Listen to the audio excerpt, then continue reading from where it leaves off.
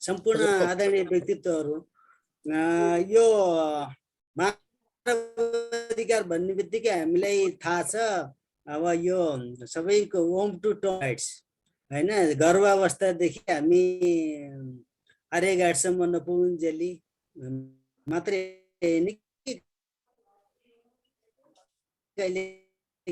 यो पुगिसकेपछि पनि पछि कल्चर राइट्सहरू सुरु हुन्छ भन्छ। त्यसैले यो आज हाम्रो सन्दर्भमा चाहिँ हामीले यो मानवाधिकारको राष्ट्रिय कार्ययोजना कै विषयमा हामी जान्छौँ। धेरै मानवाधिकारको परिभाषा विषय मैले विद्युत यो वर्गलाई खासै गरिरहनु आवश्यक छैन।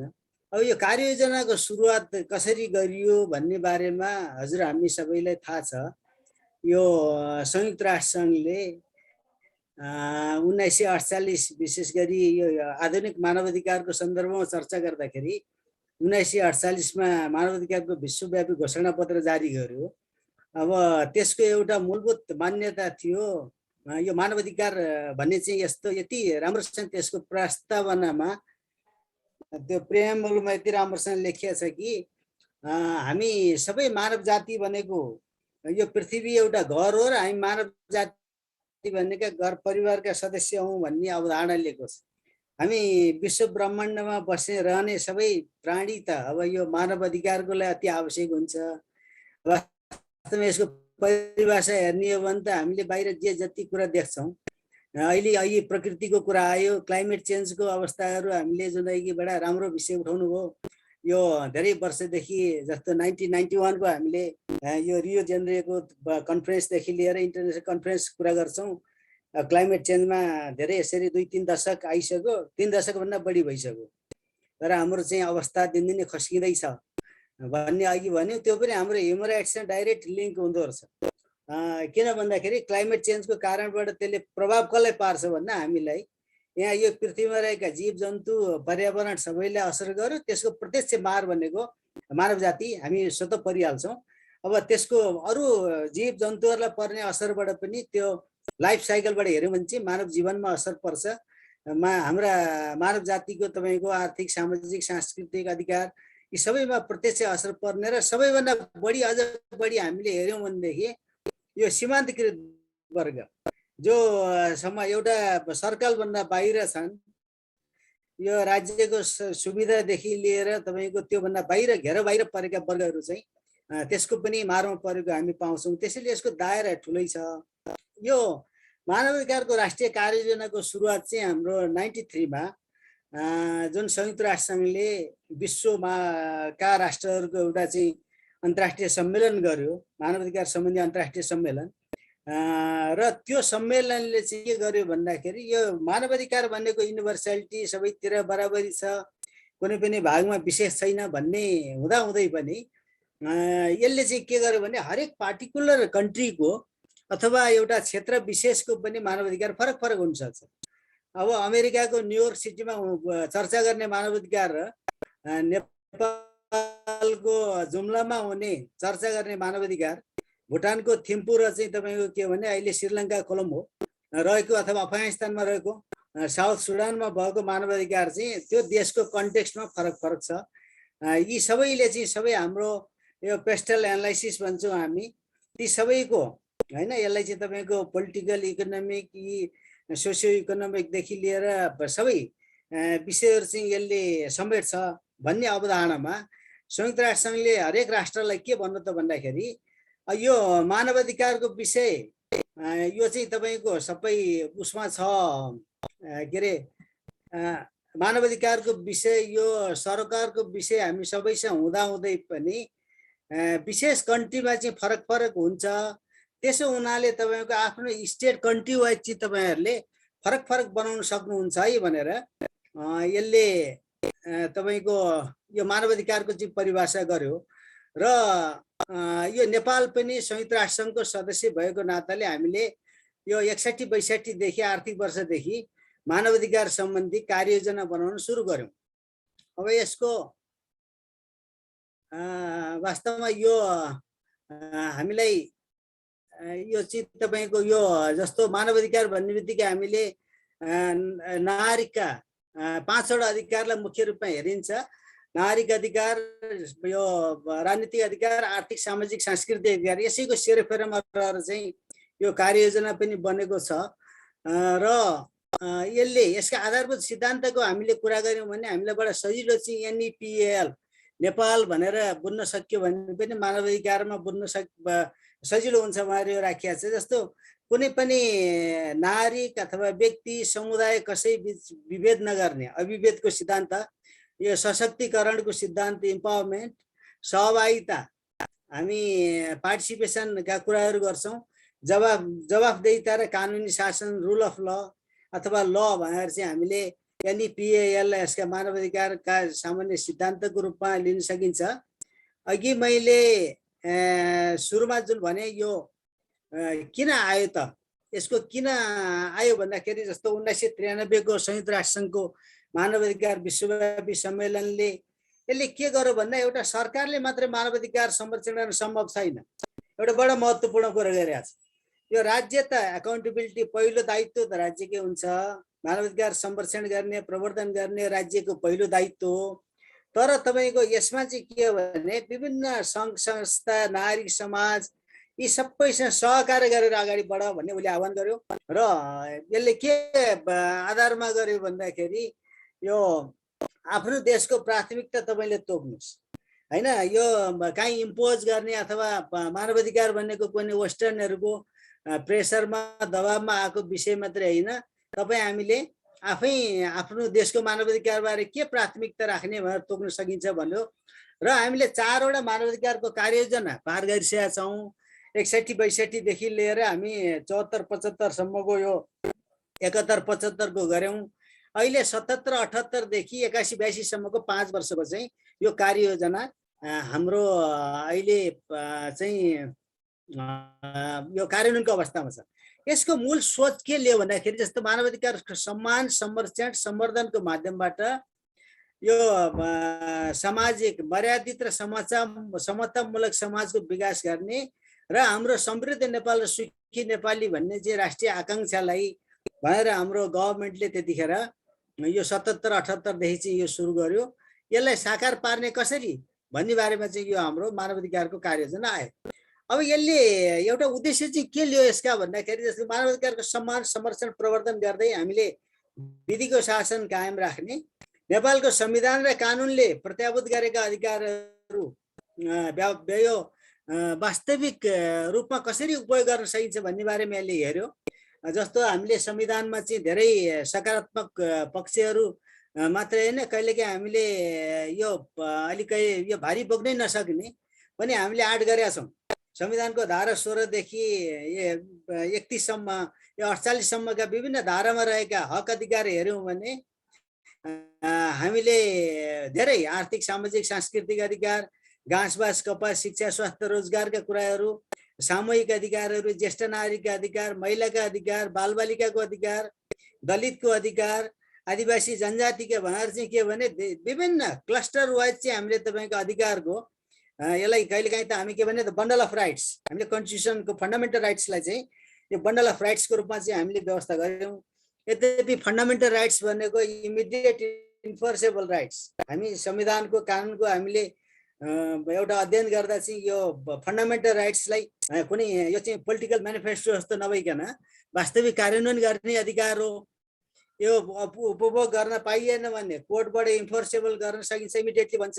तर हाम्रो चाहिँ हामीले संविधानमा राखिएका कुराहरू यति धेरै विषयहरू राखेका छौं जुन हाम्रो कतिपय विकसित देशहरू, धेरै विकसित देशहरूले पनि राख्न सकेका अधिकार चाहिँ हामीले संविधान र कानुनमा राख्ने व्यवस्था गरेका छौं। अब यसको बारेमा अहिले पछि हामी चर्चा होला, हाम्रो चाहिँ त्यो क्षमता, त्यो अवस्थाहरू छ कि छैन भन्ने बारेमा। तर हाम्रो संविधानले चाहिँ के गर्यो त भने धेरै एउटा त हाम्रो अन्तर्राष्ट्रिय दायित्व र बोझ पनि छ। हामीले नेपालले जस्तो दक्षिण एसियाली मुलुकहरुमा हामी एउटा नेपाल चाहिँ वी आर द फर्स्ट हैन अन्तर्राष्ट्रिय सन्धि सम्झौताहरुको अनुमोदन गर्ने, रेटिफिकेसन गर्ने कन्ट्रीहरुमा हामी अगाडि पर्छौं। तर संविधानमा पनि धेरै विषयहरू हामीले यद्यपि कन्स्टिट्युसन भनेको चाहिँ एउटा यो कम्प्रोमाइजिङ डकुमेन्ट हैन, एउटा चाहिँ तपाईको विभिन्न राजनीतिक दलहरूको विभिन्न पोलिटिकल उसको विचार आस्थाका विचारहरूलाई पनि त्यहाँ समेटिया त हुन्छ। तर हाम्रो एउटा यथार्थ चाहिँ के हो भन्दाखेरि तपाईको यो 25 केजी 30 केजी भारी बोक्न सक्नेलाई 100 केजी भारी बोकाइदियो भनेदेखि त्यसको त्यो करङ त बाँचिन्छ। भनेपछि हाम्रो गभर्नमेन्टले तपाईको त्यो भार थेक्न सक्दैन भन्ने चाहिँ अहिले हामीले च्यालेन्जको रूपमा हामीले हेरिरहेछौँ। हामीसँग स्रोत साधन सीमितता ती विभिन्न कारणले चाहिँ हामीले ती दायित्वहरू परिपूर्ति गर्न सकेका छैनौँ। अब यसको अर्को उद्देश्य भनेको यो आज हामी राखिएको विषय चाहिँ के भने जस्तो सार्वजनिक तथा निजी क्षेत्र र सामाजिक जीवनका सबै पक्षहरूमा मानवाधिकार संस्कृतिको प्रवर्धन गर्ने। यसले एउटा चाहिँ बडा महत्त्वपूर्ण चाहिँ के लियो, यो विभिन्न अनुभवबाट हामीले चारवटा कार्ययोजना पार गरिसकेपछि यो पाँचौं कार्ययोजना आउँदाखेरि के भने हामीले पहिलो चाहिँ यो मानवाधिकारको कार्यान्वयन भन्ने दायित्व स्टेट अब्लिगेसन भएर गयौँ। तर यसले चाहिँ तपाईको यो सार्वजनिक जीवन र निजी क्षेत्रका समेत सामाजिक जीवनका सबै पक्षहरूको सहयोग बिना मानवाधिकार संरक्षण सम्भव छैन भन्ने अवधारणालाई स्वीकार्यो र सबैको चाहिँ यसले तपाईको मानवाधिकार संस्कृतिको विकास गर्न संरक्षण गर्न चाहिँ आवश्यक छ, सबैको सहकार्य सहयोग भन्यो। र अर्को चाहिँ संविधानले जुन प्रदत्त सामाजिक न्यायको हकको कार्यान्वयनको लागि आर्थिक सामाजिक र शैक्षिक दृष्टिकोणले पछाडि परेका वर्ग र समुदायको संरक्षण र सशक्तिकरण, यसले अर्को चाहिँ के गर्यो भने मार्जिनलाइज सोसाइटीको राइट्सहरूलाई चाहिँ पनि यसले फोकस गर्यो। यसका विशेषताहरू हामी हेऱ्यौँ भनेदेखि विगतका कार्ययोजनाको समीक्षा, कानुनी नीतिगत र संरचनागत व्यवस्थाहरू, कार्ययोजनाले समेटिएका अब यसले 17वटा विषयलाई अहिले समेटिया छ। अहिले हामी तल हेर्छौँ र जिम्मेवार निकाय र सहयोगी निकाय साथसाथै ती निकायले सबैले चाहिँ के भन्दा आफ्नो बजेटको विनियोजन पनि गर्नुपर्ने भनेर त्यसलाई दायित्वहरू पनि राखिदियो। अब यी 17वटा विषय चाहिँ के छन् भनेर हामी अलिकति हेऱ्यौँ भनेदेखि शिक्षा, मैले यो विषय चाहिँ मलाई बडा इन्ट्रेस्टिङ लागेको, हाम्रो हिम्मत लेकाली सरले जुन हामी सँगसँगै यो एउटा कार्यक्रममा संस्थामा हामीले यो छलफल गर्दाखेरि जस्तो विश्वास अभियान गर्नुभएको छ उहाँहरूले, विद्यालय स्वास्थ्य सचेतना अभियान, यी एउटा सामाजिक संस्थाले गरेको एउटा एनजिओले गर्ने कार्यक्रम पनि मानवाधिकारमा प्रत्यक्ष गाँसिने रहेछ। जस्तो उहाँले विद्यालय भन्नुभयो, स्वास्थ्य भन्नुभयो, सचेतना भन्नुभयो, त्यसले एउटा राइट टु एजुकेसन, बच्चाको पढ्ने अधिकारको शिक्षाको अधिकारको प्रत्याभूति छ, त्यहाँ बाल अधिकारको संरक्षणको कुरा छ, त्यहाँ स्वास्थ्यको विषय छ, त्यहाँ चाहिँ तपाईँको यो स्वास्थ्य र तपाईँको चाहिँ के भने यो फोहोर मैलाको व्यवस्थापनका विषयहरू, बाटोघाट संरक्षणका विषयहरू, यी सचेतना अभियान यति ठुलो चाहिँ के भने एउटा त्यो राम्रो मलाई यो कोइनिङ गरेको बडा राम्रो लागेको चाहिँ यो विश्वास अभियान सञ्चालन गर्दाखेरि तपाईँको त्यसले मानवाधिकारको दायरा त्यति ठुलो फराकिरो त्यही संस्थाले नै गरिरहेको छ हैन। र हामी आज यो सर्कल हामी किन छौँ भन्दाखेरि त्यसको यी 17वटा अधिकारलाई अब हाम्रो नेपाल सरकारले हाम्रो आवश्यकता हुन त यहाँ फेरि अरू 50औं 51औं अडिका यो लिस्टिङ अफ राइट्स हेर्ने हो भने यति मात्रै सीमित होइनन्, तर हामीले 5 वर्षमा गर्न सक्ने हाम्रो चाहिँ तपाईँको क्षमता, भारी बोक्न सक्ने क्षमता के छ भनेर तिमी आफै निर्धारण गर भनेर हाम्रो राष्ट्रसङ्घका सङ्घले संयुक्त राष्ट्रसङ्घले हाम्रो चाहिँ तपाईँको राष्ट्रहरूलाई भन्यो र हामीले अहिले 5औं योजनामा आउँदाखेरि यो 17वटा विषय हामी राखेका छौँ। जस्तो शिक्षालाई किन यसलाई हाम्रो गभर्नमेन्टले पहिलो प्राथमिकता दियो, दोस्रो स्वास्थ्यलाई दिएको छ। अहिलेको जुन कोभिडको पछि त्यही कोभिड पनि सँगसँगै लागेको सन्दर्भमा हाम्रो शिक्षाको बजेट स्वास्थ्यको अत्यन्त अगाडि बढेको छ। त्यस्तै खाद्यान्नको अधिकारका कुराहरू, खाद्य अधिकार, आवास, हाम्रो संविधानले राखेका हक अधिकारलाई चाहिँ नै यसले पनि फोकस गरेको छ। श्रम रोजगार र सामाजिक सुरक्षाका विषयहरूलाई यसले राखेको छ। बाल अधिकार र बाल न्याय, सामाजिक न्याय, खानेपानी सरसफाइका विषयहरू, लक्षित वर्गको संरक्षण सशक्तिकरण र विकास लाई राखेको छ भनेदेखि सांस्कृतिक अधिकार, कानुनी सुधार र न्याय प्रशासनका विषयहरू, हिरासत र कारागारका सुधारका विषय, संक्रमणकालीन न्याय जुन अहिले सत्य निरूपण, मेलमिलाप आयोग र बेपत्ता पारिएका व्यक्तिको छानबिन आयोगका विषयहरू छन्। यो संक्रमणकालीन न्यायको विषयलाई हामी टुङ्गोमा पुर्याउँछौँ भन्ने यसले कमिटमेन्ट गरेको छ। राष्ट्रिय र संयुक्त राष्ट्रसङ्घका जस्तै राष्ट्रिय मानवाधिकार आयोग, सर्वोच्च अदालतका सिफारिसहरू, फैसलाहरू र संयुक्त राष्ट्रसङ्घले पनि हामीलाई जस्तो युनिभर्सल पिरियोडिक रिभ्यू युपिआर प्रोसेसमा धेरै सुझावहरू दिएको छ। नेपाल सरकारले हामीले गर्छु भनेर कमिटमेन्ट गरेका कुराहरूलाई नै उसले सुझावमा दिन्छ। तिमीले भारी बोक्छु त भन्ने आँट गर्यौ हैन। सिडा कन्भेन्सनको चाहिँ हामी पक्ष राष्ट्र भयौँ। अब जातीय भेदभाव सम्बन्धी उन्मूलन सम्बन्धी महासन्धिको पक्ष राष्ट्र भएको छौँ। हाम्रा यी धेरै विषयहरू छन्, तर तपाईँको यथार्थ कार्यान्वयनको अवस्था के छ भनेर हामीलाई क्वेसन गर्छ र हामीलाई संयुक्त राष्ट्रसङ्घले पनि सुझाव दिया हुन्छ। ती सुझावहरू पनि हामीले के भने इम्प्लिमेन्ट गर्छौँ, कार्यान्वयन गर्छौँ भनेका छौँ। मानवाधिकार शिक्षा र सचेतना बहुत महत्त्वपूर्ण कुरा छ र संस्थागत सुदृढीकरण। हाम्रा संस्थाहरू, हाम्रा चाहिँ तपाईँको सरकारी निकाय र तपाईँको चाहिँ यो विभिन्न तपाईँको मानव अधिकार संस्थाहरू, राज्यका निकाय, प्रहरी, प्रशासन वडा विषयलाई फोकस गरेका छ। हामीले यो विषय किन मलाई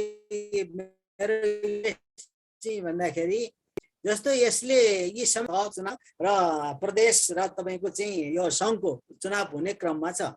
अब यसमा यी तिनै तहको निकायले यसलाई यसको अर्को महत्त्वपूर्ण पक्ष भन्ने भनेदेखि हामीले विकास र मानवाधिकारलाई सँगै लिएर हिँड्नुपर्छ, जोडेर लानुपर्छ भन्ने छ। मानवाधिकार र विकासमुखी अवधारणा व्यापक रूपमा अगाडि बढेर जनताको हिजो र आजको तपाईँको चाहिँ एउटा स्ट्याटस बेसलाइन भन्न हामी माथि पुर्याउने अवधारणा लिएको छ।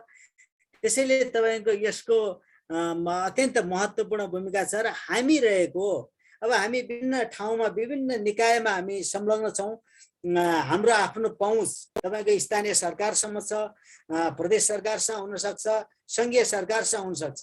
अब यसको एउटा म म हाम्रो सुवर्ण सरलाई म सेयरिङ गर्न अनुरोध गर्दै अब के गरिन्छ भन्ने बारेमा डिटेलमा हामी जाँदा अलिकति धेरै नै लाग्छ, तर यसको यो जस्तो कसरी नारीको पहुँच विस्तार गर्ने भन्ने हामीले शिक्षा स्वास्थ्यमा हेऱ्यौँ भने जस्तो गुणस्तरीय स्वास्थ्यमा सबै नारीको पहुँच विस्तार गर्ने, हामीले राइट टु हेल्थ त भन्यौँ, आधारभूत स्वास्थ्यको अधिकारलाई संविधानमै राख्यौँ, तर तपाईँको त्यसको गुणस्तरीय मापन के छ, त्यसमा अगाडि बढ्ने कसरी भन्ने बारेमा यौन शिक्षा र प्रजनन स्वास्थ्य सम्बन्धी कार्यक्रमहरू सबैको पहुँच पुर्याउने, सुरक्षित मातृत्व र प्रसुति सेवामा सबैको पहुँच पुर्याउने। हिजो हाम्रो सुडिनीद्वारा सर्भिस डेलिभरी गर्ने चाहिँ गभर्मेन्टको थियो भनेदेखि अहिले अब सुरक्षित मातृत्वका कुराहरूलाई अगाडि बढाएको छ। सबै प्रकारका खोप कार्यक्रमहरू अभियानको रूपमा सञ्चालन गर्ने, नवजात शिशु र बालबालिका बाल स्वास्थ्य सेवामा सुधार ल्याउने, सरह रोग र अन्य महामारीको रोकथाम, नियन्त्रण र उपचार र सबै खालका रोगको नियन्त्रण गर्ने, लैङ्गिक हिंसा पीडितको लागि उपचार सेवा, आँखा, नाक, कान, घाँटी, मुखको स्वास्थ्य सम्बन्धी प्रवर्धन सम्बन्धी तिनै तहमा विस्तार गर्ने, तिनै तहको सरकारको चाहिँ जिम्मेवारीको रूपमा चाहिँ राखेको हामी पाउँछौँ। अब यसको सम्पूर्ण चाहिँ के छ भन्दाखेरि यी 17वटै विषयको हामी सबैलाई सबैतिर आवश्यक सबै निकायहरूमा चाहिँ यो आवश्यक 17वटै विषय नहुन सक्छ, तर हाम्रो यो जुन यसले गरेको एउटा महत्त्वपूर्ण राम्रो पक्ष भनेको चाहिँ के छ भन्दाखेरि यसको विभिन्न समितिहरू गठन गरेका छ। जस्तो सङ्घमा नेपाल सरकारको मुख्य सचिवको अध्यक्षतामा यो सङ्घीय अनुगमन संयन्त्र गठन छ, जसको प्रधानमन्त्री कार्यालयका सचिवहरू, नेपाल सरकारका सबै मन्त्रालयका सचिव, यो नायब महानिर्देशक, नेपाली सेनाको रथी, नेपाल प्रहरी महानिरीक्षक, सशस्त्र प्रहरी बलका महानिरीक्षक, 7वटै विभिन्न मानवाधिकार आयोग र 7वटा जुन थीमेटिक विषयगत आयोग छन् त्यसका सचिव र नेपाल सरकारले तोकेको 1जना महिला सहित नागरिक समाजका 3जना यसको एउटा संयन्त्र बनाएको छ, संघीय संयन्त्र, र प्रधानमन्त्री तथा मन्त्री परिषद कार्यालयको कानुन र मानवाधिकार हेर्ने सहसचिव चाहिँ यसको सदस्य सचिव हुने गरी व्यवस्था गरेका छ, जसको 6 महिनामा कम्तीमा पनि एकपटक बैठक बसेर देशको मानवाधिकारको अवस्था के छ भन्ने समीक्षा गर्नुपर्ने दायित्व छ। अब प्रदेश समन्वय समिति छ अर्को, जसले तपाईको प्रदेशको सरकारको प्रमुख सचिव, प्रदेश प्रहरी, यसको मुख्य न्यायाधिवक्ता प्रदेशको, राष्ट्रिय मानवाधिकार आयोगको प्रतिनिधि, संयोजकले तोकेको 1 जना महिला सहित नारी समाजका 3 जना, र यसको सदस्य सचिव चाहिँ सचिव कानुन हेर्ने र मुख्यमन्त्री र मुख्यमन्त्री कार्यालयको मुख्यमन्त्री तथा मन्त्री परिषद कार्यालयको चाहिँ सदस्य सचिव हुने गरी व्यवस्था हामी गरेको छ। अब यसको पनि तपाईको समिति के छ भन्दाखेरि 6 महिनामा मिटिङ बस्नुपर्ने भन्ने छ। अब जिल्ला समन्वय समिति अर्को छ। जिल्ला समन्वय समितिको प्रमुख जिल्ला समन्वय समिति यसको संयोजक हुन्छ, प्रमुख जिल्ला अधिकारी, प्रमुख यसको जिल्ला समन्वय समितिका पदाधिकारीहरू 9 जना हुन्छन्, यी सबै सदस्यहरू हुन्छन्। प्रमुख शिक्षा विकास र समन्वय इकाइ जिल्लाको त्यो सदस्य, प्रमुख जिल्ला स्वास्थ्य कार्यालयको सदस्य, यो जिल्ला न्यायाधिवक्ता, जिल्लाका सुरक्षा प्रमुखहरू। अब यसको चाहिँ राम्रो पक्ष के छ भन्दाखेरि जिल्ला स्थित नगरपालिका र गाउँपालिकाका प्रमुखहरू यसको सदस्य हुन्छन्, पदेन सदस्य, र बार एसोसिएसनको जिल्ला प्रतिनिधि, पत्रकार महासंघको प्रतिनिधि, यो गैसेस महासंघ र जिल्ला समन्वय अधिकारी चाहिँ यसको सदस्य सचिव हुन्छ, र यसको पनि 6 महिनामा कम्तीमा एकपटक बैठक बस्नुपर्छ। अब स्थानीय तहको हामी हेर्यौं भनेदेखि स्थानीय तहमा पनि तपाईको यो प्रमुख वा अध्यक्ष, गाउँपालिकामा अध्यक्ष भयो, नगरपालिकामा प्रमुख, स्थानीय तहको संयोजकत्वमा उपप्रमुख वा उपाध्यक्ष यसको सदस्य हुन्छ, सम्पूर्ण निर्वाचित वडाध्यक्षहरू। अब विषयगत अधिकृतहरू यसका हैन, अधिकृतहरू यसका सदस्य हुन्छन्। अध्यक्षले तोकेको 1 जना महिला सहित नारी समाजका 3 जना प्रतिनिधि सदस्य, र स्थानीय तहमा रहेको सुरक्षा निकायको कार्यालयको प्रमुख सदस्य र प्रमुख प्रशासकीय अधिकृत यसको सदस्य सचिव हुन्छ। यो पहिलो के थियो भन्दाखेरि योभन्दा अगाडि र यसमा संरचनागत फरक अलिकति हामी हेर्यौं भने संरचनागत के छ भन्दा पहिला यो केन्द्रीय स्तरमा मुख्य सचिवको अध्यक्षता संयोजकत्वमा रहने कमिटी र एकैचोटि जिल्लामा प्रमुख जिल्ला अधिकारीको कमिटी हुन्थ्यो। अहिले यसले चाहिँ तपाईको 4 वटा संयन्त्रको व्यवस्था गर्यो, संघमा, प्रदेशमा, यो जिल्लामा र पालिका स्तरमा। भनेपछि यसको मोटामोटी तपाईको 800 भन्दा बढी समितिहरू यसका चाहिँ रहेको हुन्छ, मानवाधिकार सम्बन्धी समिति। अब यी समिति 753 त पालिकामा भइहाल्यो, र तपाईको 77 वटा जिल्लामा हामी 800 भन्दा बढी भइसक्यौं। त्यसपछि 7 वटा प्रदेश र एउटा सङ्घ भनेर यसरी चाहिँ हाम्रो के हो भन्दाखेरि यो एउटा संरचना छ, र यसको अनुगमन गर्ने निकाय पनि भनेर भयो प्रधानमन्त्री, मन्त्री परिषद कार्यालय, प्रतिनिधि सभाको मानवाधिकार समिति, राष्ट्रिय मानवाधिकार आयोग, विभिन्न संवैधानिक आयोग, र तपाईको यो प्रदेश र स्थानीय तहमा पनि तपाईका विभिन्न समितिहरू, प्रदेशमा प्रदेश सभाका समिति र स्थानीय तहमा नगर सभा, गाउँ सभा र नारी समाज। अब हामीलाई पनि यसले चाहिँ बडा ठुलो स्पेस दिएको छ। हामी नारी समाज आफैले पनि, हामी नारी समाज विभिन्न हामी एनजिओमा हुन सक्छौं, अथवा हामी आफै कुनै स्वतन्त्र नारी समाजको रूपमा पनि रहेर गर्न सक्छौं। हामीले नजिकबाट मोनिटरिङ गरिरहेका हुन्छौँ, र यी तिनै निकाय, यी सम्पूर्ण राज्यको निजी क्षेत्र, सरकारी निकाय र सार्वजनिक सबै निकायको चाहिँ सहकार्यमा मात्रै यो सम्भव छ कार्यान्वयन भन्ने यसले उद्देश्य लिएको छ। अब यसका केही सीमा र जस्तो उपलब्धिहरू हामीले अपेक्षित एक्सपेक्टेड यसका रिजल्टहरू हामी हेर्यौं भनेदेखि यसका स्रोत साधन, मानवाधिकार सम्बन्धी संवैधानिक व्यवस्था, मौजूदा कानुनी व्यवस्था, रणनीति, नीतिहरू, मानवाधिकारका यो मूलभूत विषयलाई मात्रै यसले समेट्न सकेको छ, यसको लिमिटेसन छ। 17 वटा विषय मात्रै चाहिँ मानवाधिकार हैनन्। त्यो वास्तवमा यो छलफल हुँदाखेरि धेरै समुदायको राइट्सहरूको कुरा गर्दाखेरि हैन, यसलाई लिस्टिङ अफ राइट्स धेरै रूपमा चाहिँ लानुपर्छ भनेर जुन 50-60 वटैसम्म पनि पुगेका थिए। तर हामीले हाम्रो कार्यान्वयन गर्न योग्य इन्फोर्सेबल राइट्स जुन छन्, जुन सरकारले गर्न सक्छ भनेर हामीले राखेका छौँ, त्यसलाई मात्रै चाहिँ यसले फोकस गरेका छ।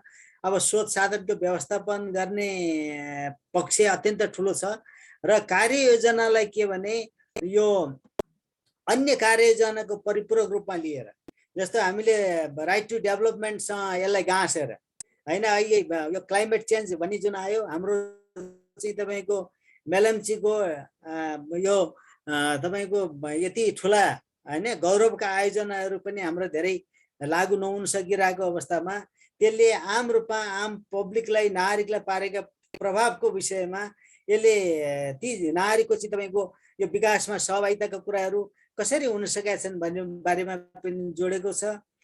त्यसैले यो विषयलाई तपाईँ हामीले अब समिति गठन चाहिँ के छ भन्दाखेरि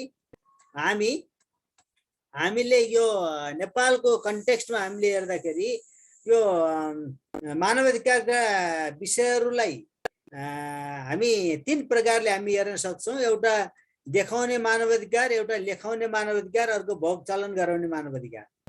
हामीले देखाउने र लेखाउनेमा चाहिँ अलिकति धेरै राम्रोसँग प्रगति गरेका छौँ।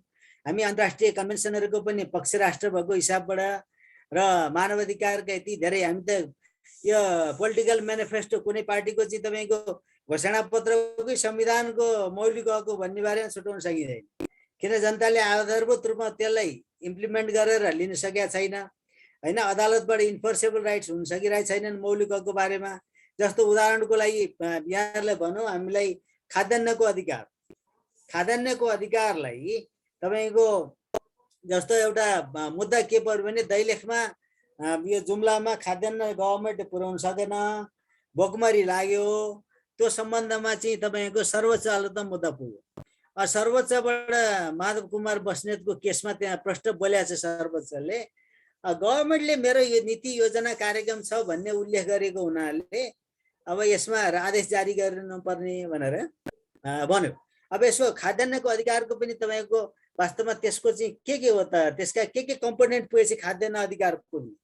जस्तो खाद्यान्नको अधिकार बनेको हामीले हरेक महिना 30 किलो चामल हरेक घरमा उपलब्ध गराउने, वा तपाईँको त्यो खाद्यको अधिकारलाई प्रत्याभूति गर्नको लागि राज्यले त्यो माहौल वातावरण बनाइदिने होइन। यसमा रोजगारीसँग सम्बन्धित विषयसँगै आएको हुन्छ, एजुकेसनसँग आएको हुन्छ, टेक्निकल यसमा चाहिँ तपाईँको शिक्षा भोकेसनल ट्रेनिङहरूको कुरोसँगै आएको हुन्छ।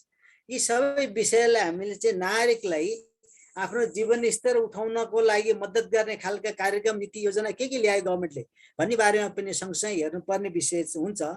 त्यसैले हामीले चाहिँ तपाईँको जस्तो वातावरण विकासमा घरेलु हिंसाका घटनाहरू, यी द्वन्द्व पीडितहरूले राहत पाएको भने यी केही इन्डिकेटरहरू राम्रो आएको छ। तर हामीले साँच्चीकै ती देखाउने र लेखाउनेमा मात्रै हामी अगाडि बढेका छौँ कि हामी साँच्चीकै यो भोग चलन गराउने मानवाधिकारमा छौँ भन्ने बारेमा चाहिँ हामी छलफल गरौँ। मेरो उद्देश्य भनेको यो हामी नागरिक समाज जुन अहिले उपस्थिति यो को हामी व्यक्तित्वहरू पनि कुनै न कुनै रूपमा हामी स्थानीय सरकारसँग सम्बन्धित छौँ। अब यो स्थानीय सरकारहरूले अहिले बागमती प्रदेशको सन्दर्भमा यहाँले कुरा गर्नुहुन्छ भने हामीले यो 119वटै पालिका 13वटै जिल्लाका तपाईँको जिल्ला समन्वय समितिहरूसँग सहकारी गर्दै यो मानवाधिकारको संरचना एउटा स्थानीय तहसम्म बढाउन प्रयास गरिरहेछौँ।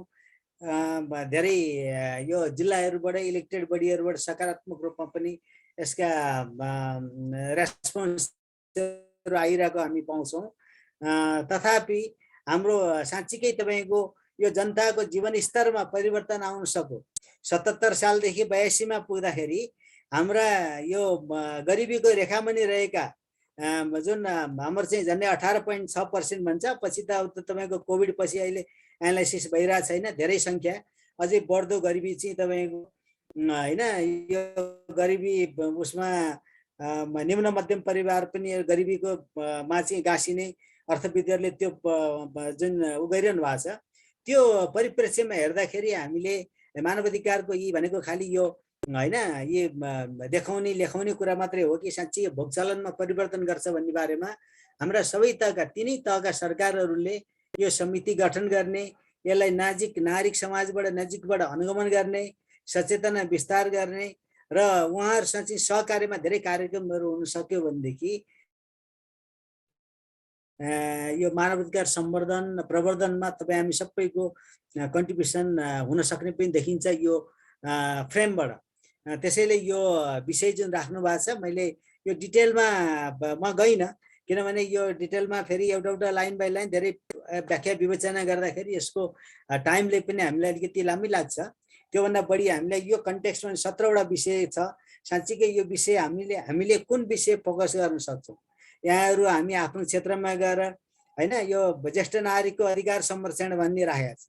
ज्येष्ठ नागरिककोमा चाहिँ तपाईँको के त हो, तपाईँ हामीसँग यो बडा इम्पोर्टेन्ट चाहिँ के छ भने यो एउटा हामीसँग कानुनी हतियार, यो दस्तावेज भनेको चाहिँ गभर्मेन्टको म पुरा गर्न सक्छु भनेर कमिटमेन्ट गरेको विषय हो। संयुक्त राष्ट्रसङ्घको अहिले हामी नेपालले जुन 2021 को जनवरी 21 मा नेपाल सरकारको परराष्ट्र मन्त्रीजीले चाहिँ तपाईँको जेनेभामा जुम मार्फत पनि प्रस्तुत गर्नुभयो। हामीले यति राम्रो राष्ट्रिय कार्ययोजना ल्याएका छौँ, मानवाधिकार सम्बन्धी राष्ट्रिय कार्ययोजना ल्याएका छौँ। यो इम्प्लिमेन्टेसन गरेर हामी नेपाली जनताको मानवाधिकारको अवस्थामा सुधार गर्ने गभर्मेन्ट चाहिँ कमिटमेन्ट छ भन्ने आधारमा राखियो र धेरै देशहरूले विशेष गरी हाम्रा छिमेकी राष्ट्रहरूले चाहिँ तपाईँको यो प्रयासलाई उनीहरूले धन्यवाद दिएको छ नेपाल गभर्मेन्टलाई। र यसको चाहिँ हामी तपाईँहरूको इम्प्लिमेन्टेसन अवस्था के हुन्छ त्यो चाहिँ हामी हेर्छौँ है, त्यसलाई भनेर राखेको छ। त्यसैले यो हाम्रो मानवाधिकारको विषय कुनै एउटा देशको मात्रै सीमाभित्र सीमित रहँदैन। यो चासो कन्सर्न चाहिँ हाम्रो जस्तो हाम्रै नेपालको मानवाधिकार बारेमा चाहिँ अवस्थाको बारेमा विभिन्न राष्ट्रहरूले पनि हामीले चाहिँ तपाईँको रेस्पेक्ट गर्नुपर्ने एउटा स्टेटको अब्लिगेसन छ। दोस्रो, हामीले ती दिएका सुझावहरू हामी कार्यान्वयन गर्छौँ भनेर आफैले कमिटमेन्ट गरेका छौँ। अब कमिटमेन्टको पुरा गर्नुपर्ने दायित्व छ र यसको व्यापक जनचेतना नै आवश्यक छ। अहिले पनि कति यहाँहरूलाई एउटा सानो भनौँ जस्तो 5औं यो 4थो कार्ययोजनाको मानवाधिकार आयोगले अनुगमन गर्दाखेरि यसको लगभग 35 जिल्लाको तपाईँको चाहिँ यो प्रमुख जिल्ला अधिकारीहरूसँग हामी हेर्दा यो प्रमुख जिल्ला अधिकारीलाई नै मानवाधिकार कार्ययोजना बारे के छ भन्ने जानकारी नभएको भन्ने एउटा अनुगमनबाट देखियो। पहिला 75 जिल्ला मध्ये 35 जिल्लाको सिडो सापहरू जसको तपाईँको संयोजकत्वमा कमिटी छ उहाँहरूलाई थाहा छैन। अब हुनसक्छ तपाईँको विभिन्न कार्यव्यस्तताको कारणले यी मल्टिपल ड्युटिजहरू रेस्पोन्सिबिलिटी सिडोको भएको हुनाले पनि हुनसक्छ। तर किनभने यदि तपाईँ त्यही कारण पनि एउटा हो, अहिले राखेर यो समितिलाई अहिले जिल्ला समन्वय समितिको संयोजकलाई यसको चाहिँ अध्यक्ष बनाएको छ जिल्लामा। त्यसैले यसको चाहिँ कार्यान्वयन गर्नुपर्ने पक्षमा हामी नागरिक समाजलाई पनि सहकार्यमा दायित्व दिएको छ। त्यसैले यसमा हाम्रो पनि केही न केही कन्ट्रिब्युट हुनसक्छ भन्ने आधारमा यो विषय एउटा राखौँ न त भनेर जुन भन्ने हामीले विषयमा यहाँ सेयरिङ गर्ने मौका दिनुभएकोमा म धेरै धेरै आभार व्यक्त गर्छु। अहिले पछि हामी छलफलमा कुनै जिज्ञासा केही उठ्यो भने अब फर्दर छलफल गर्ने गरी अहिलेलाई मैले यही सकेँ। धेरै धेरै धन्यवाद सुमन सर। हस् हस्, धन्यवाद देखे सर। ल अब हामीलाई यसमा हामी विविध मान्छेहरूलाई विविध कुरोले चाहिँ स्लाइड हटाइदेऊ न हजुर। एकचोटि त्यो स्लाइड हटाइदिउँ त सर। स्लाइडलाई चाहिँ स्टप गरिदिनु, स्क्रिन सेयर स्टप गरिदिनु।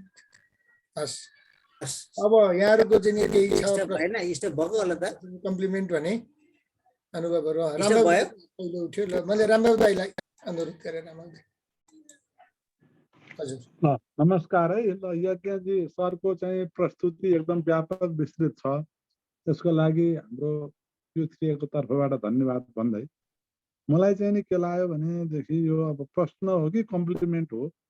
किनभने अब हामीले मानव अधिकारको लागि चाहिँ काम गर्ने अनि यो फेरि विभिन्न चाहिँ समूहका चाहिँ संवैधानिक आयोग पनि छन्, फेरि तिनका हक अधिकारहरू हेर्ने। अब थारूको आयोग छ, मधेसीको आयोग छ, महिलाको आयोग छ हैन, कसको आयोग छ, मुस्लिम आयोग छ। उहाँहरूको चाहिँ नि हितबारे कुरा गर्ने त त्यहाँ आयोग पनि मानव उनीहरूको अधिकारको रक्षा गर्नु त्यो आयोगको कर्तव्य पनि भयो हैन। यस्तो गर्दाखेरि कहीँ कन्फ्लिक्टिङ सिचुएसन त आइरहेछ कि छैन राष्ट्रिय मानव अधिकारसँग आयोगसँग, त्यो यहाँको अनुभव के छ भन्ने कुरा एउटा। अर्को कुरा चाहिँ नि अब यो संविधानमा यति धेरै आयोग के अरे अधिकारहरू दिइयो, यो मानव अधिकारकै चाहिँ नि सेरोफेरो भित्रै पर्छन् यी जम्मै 32 प्रकारका अधिकार दिइया छ। अब यो अधिकारहरू कहिलेसम्म सरकारले चाहिँ नि गरिदिने हो? जस्तो त्यहाँ दलितको अधिकारमा चाहिँ नि जग्गा दिने भनेर पनि भने कि जग्गा नहुनेलाई जग्गा दिने भने त्यो आफैमा विरोधाभासपूर्ण चाहिँ छ। किन दलितलाई मात्रै चाहिँ नि जग्गा दिने, अरूले जग्गा नहुने नेपालीहरू अरू पनि छन्, तिनीहरूलाई दिन नपर्ने हो कि? यस्तो न्याय इक्विटीको बारेमा आयोगले पनि बोल्नुपर्ने हो कि? किनभनेदेखि आयोगले त सबैलाई हेर्नु पर्यो हैन। सरकारले चाहिँ नि एउटा हुइममा चाहिँ नि ल्यायो संविधानमा चाहिँ नि दलित जग्गा नहुने दलितलाई जग्गा दिने भयो, तर अरूले चाहिँ नि जग्गा पाउनु नपर्ने किन? अथवा जग्गा दिएर मानव अधिकारको उनीहरूको मौलिक हकको संरक्षण हुन्छ हैन? कति दिएर साध्य हुन्छ? अब जग्गा एउटा बाउसँग जग्गा छ, अब छोरो हुर्कँदै गयो अनि छोरासँगको स्वामित्वमा त जग्गा हुँदैन। अब मसँग जग्गा छैन भनेर उसले माग्न आयो, संविधानमा त लेखिएकै छ दलितलाई जग्गा दिने भनेर। अब जग्गा दिएर साध्य पनि हुँदैन। अब बाउसँग भएको जग्गा अब सानो थोरै होला, उसका 4 भाइ छोरा होलान्, जग्गा थोरै होला, तर यसरी चाहिने नागरिकहरू बीचमै पनि विभेद भएको, जग्गा नभएका अरूलाई चाहिँ दिन नपर्ने, दलितलाई मात्रै दिनुपर्ने, त्यस्तो किसिमको चाहिने व्यवस्थालाई चाहिने मानव अधिकार आयोगले पनि औल्याउनु पर्ने हो कि भन्ने चाहिँ लाग्छ। अनि त्यसपछि अब अधिकारहरू उल्लेख गरेर वर्षौंसम्म तिनीहरू बारे चाहिँ ऐन पनि नबन्ने, कार्यविधि पनि नबन्ने र कार्यान्वयन नहुने अवस्था रहिरहँदाखेरि अब आयोगले चरणबद्ध रूपमा कुन अधिकार, कुन चाहिने मौलिक अधिकारलाई कहिलेसम्ममा कार्यान्वयन गराउनु पर्ने भनेर चाहिँ सरकारसँग जवाफ माग्नु पर्ने पनि हो कि भन्ने लाग्छ है। अब यो प्रश्न पनि होइन, यो चाहिँ एउटा देखेका कुरा। किनभने एउटा चाहिँ कन्फ्लिक्ट विभिन्न आयोग बीच र मानव अधिकार आयोग बीच, एउटा चाहिँ त्यो अधिकारकै विषयमा चाहिँ समानता नभएको कुराहरू, त्यस्तो विषयमा आयोगको चाहिँ सोच के होला, आयोगले के गर्न सक्ला भन्ने मेरो जिज्ञासा हो। हस्त ल, धन्यवाद। अरू प्रश्न पनि होलान्? अरू प्रश्न पनि एक दुईटा यसो लिएर गरौँ। ल, आयर सर, हाम्रो कृष्णबहादुर आयर सर हुनुहुन्छ, उहाँ चाहिँ हाम्रो सर्वोच्च अदालतबाट चाहिँ रिटायर हुनुभएको छ। अनि त्यसपछि दामोदर सर नै हुनुहुन्छ। ल आयर सर, त्यसपछि दामोदर सर। हस्, धन्यवाद सुवर्ण सर। सबैलाई मेरो नमस्कार। यज्ञ अधिकारीज्यूलाई धेरै धेरै धन्यवाद। एकदम यो छोटो समयमा सम्पूर्ण मानव अधिकार विषयको चाहिँ प्रस्तुत गर्नुभयो, सुन्दर प्रस्तुति भयो। र मैले धेरै अरू कुरोतिर म गइनँ सर, यो किनभने यो मानव अधिकार नै विस्तृत रूपमा छ। यो संविधानले, कानुनले, ऐनले सबै कुरो यसलाई चाहिँ विस्तृत रूपमा लिएको छ। खालि मैले दुईटा कुरो मेरो जिज्ञासा के भने, यो बेपत्ता पारिएका व्यक्तिको छानबिन आयोग र सत्य निरूपण तथा मेलमिलाप आयोग, यो दुईटा आयोग अरू आयोगको भन्दा पनि यो दुईटा आयोगको अति संवेदनशील काम छ र यो पनि मानव अधिकार आयोगसँगै रिलेटिभ कुरा हुने। र यी आयोगहरूमा अहिलेदेखि अब स्थापना 71 मा स्थापना भएका आयोग हुन्। त्यहाँदेखि अहिलेसम्म 7-8 वर्षमा यो मान्छेको उजुरी लिने, तिनका चाहिने अब बेपत्ता पारिएका अथवा चाहिने यो सत्य निरूपणसँग सम्बन्धित उजुरीहरू लिने, दर्ता गर्ने, थन्क्याउने र आयोगको चाहिने अवधि सकिएपछि म्याद थप गर्ने र त्यहाँ फेरि नयाँ पदाधिकारी भर्ना गर्ने, तलब भत्ता खाने बाहेक केही चाहिने मैले अहिलेसम्म त्यस्तो चाहिने उपलब्धिमूलक काम गरेको देखिनँ। र ती बेपत्ता पारिएका व्यक्तिहरूका पीडा यथावत छन् र यो सत्य निरूपण तथा मेलमिलाप आयोगको पनि हालत त्यही छ र यस्तोमा मानव अधिकार आयोगले यी अङ्ग निकायहरूलाई घचघच्याउने अथवा त्यो विषयमा नेपाल सरकारलाई ठोस आफ्नो चाहिने योजना बनाएर कार्यान्वयनका लागि के कस्तो काम कारवाहीहरू गरिराखेको छ, यति कुरो मैले जिज्ञासा राखेँ। हस्, धन्यवाद। यसरी यो दुईटाको गरौँ अनि दामोदर सरको गरौँ कि के गरौँ? आगो पनि हुन्छ, दामोदर सरकै सुनेर अनि गरौँ, तिनटैलाई गरौँ। ल हस्, हुन्छ ल दामोदर सर तिनटै गरौँ। हस् हस्, हुन्छ दामोदर सर पनि ल। अब यज्ञ प्रसाद अधिकारी सरले यो मानव अधिकार भनेर हाम्रो देशको संविधानले दिएको, कानुनले दिएको साराको लेख यति राम्रोसँग गरिदिनु भयो कि मेरो दिमागमा कौतुलता भन्दा पनि यहाँ मानव अधिकार भनेर स्टेटको चाहिँ गर्नुपर्ने रेस्पोन्सिबिलिटिज लायबिलिटिजको बारेमा कुरा गर्यो। यहाँ स्टेटको कुरा आयो, राज्यले राज्यले राज्यले राज्यले भनेर। तर मानव भनेर भन्दा साथ चाहिँ नि सबभन्दा इम्पोर्टेन्ट चाहिँ नि कसले कसलाई दिनु पर्यो भने मानव आफैले आफैलाई इम्पोर्टेन्स दिनु पर्यो हैन। अब यहाँ एउटा कुरा निकाल्नुभयो अहिले रामबाबु नेपाल सरले, दलितलाई चाहिँ नि जमिन बाँड्ने भनेर नेपालको परिप्रेक्ष्यमा हेर्ने हो भनेदेखि 2015, 16, 17 सालसम्म पनि मैले अब काठमाडौँमा जन्मेर बढेर हुर्केको अवस्थामा काठमाडौँ भ्यालीभित्र जमिन नभएका मान्छे कोही पनि थिएन, कुनै परिवार पनि थिएन, कुनै व्यक्ति पनि थिएन र करिब करिब सबै परिवारको सबै व्यक्तिको खाने व्यवस्था थियो। घर कसैको ठुलो थियो, कसैको सानो थियो, परिवार कसैको ठुलो थियो, कसैको सानो थियो भनेपछि परिवारको दायित्व कसले लिएको थियो भनेदेखि व्यक्ति विशेषले लिएको थियो है। त्यो व्यक्ति विशेषले आफ्नो परिवारलाई कसरी हुर्काउने, कसरी बढाउने, त्यसको चाहिने खानपिनको व्यवस्था कसरी गर्ने भनेर गरेको थियो भनेपछि यो चाहिँ राज्यले दायित्व लिएर सबै यो देशभित्र भएका जनसङ्ख्याको यत्रो चाहिँ अधिकारलाई राज्यले नै प्रदान गर्न सक्ने हामीसँग क्षमता छ र यहाँ प्रत्येक व्यक्ति एउटा नागरिकले लिनुपर्ने दायित्वको बारेमा कहीँ पनि के पनि उल्लेख भएको छैन। उसले कतिवटा सन्तान जन्माउने, ऊ कति पढे लेखेको हुनुपर्ने, उसले त्यो सन्तानलाई पाल्न सक्छ कि सक्दैन भन्ने चाहिँ उसमा बोध हुनुपर्ने कि होइन, बोध हुनुपर्ने हो कि होइन, यी सब कुराहरूको मैले चाहिँ यो मानव अधिकार र संविधानमा कुनै पनि उल्लेख गरेको देख्दिनँ। मैले बिहा गर्न, मेरो आफ्नै पनि एक्जाम्पल दिन्छु। एसएलसी पास गर्दा साथ बिहे गर्नलाई ल बिहा गर्न पर्यो भने घरबाट पनि ऊ बाहिरबाट पनि ल छोरो एसएलसी पास गरेछ अब जागिर खुवाउनु, यसलाई बिहा गरिदिनु होइन। त्यो जमानामा त्यही नै थियो। यो म चाहिँ नि म 2015 सालको कुरा गर्दैछु भनेपछि मैले भने म गर्दिनँ, म बिहा गर्दिनँ जबसम्म म मेरो पढाइ सिद्ध्याउन्न। पढाइ सिद्ध्याएर जबसम्म मैले चाहिँ कुनै न कुनै काम गरेर चाहिँ मैले आफूलाई पाल्न सक्ने र इन केस विवाह गरेँ भनेदेखि मेरो श्रीमतीलाई पाल्न सक्ने र त्यसबाट जन्मिएका सन्तानलाई पाल्न सक्ने यदि क्षमता ममा छैन भनेदेखि त्यो बेलासम्म म बिहा पनि गर्दिनँ।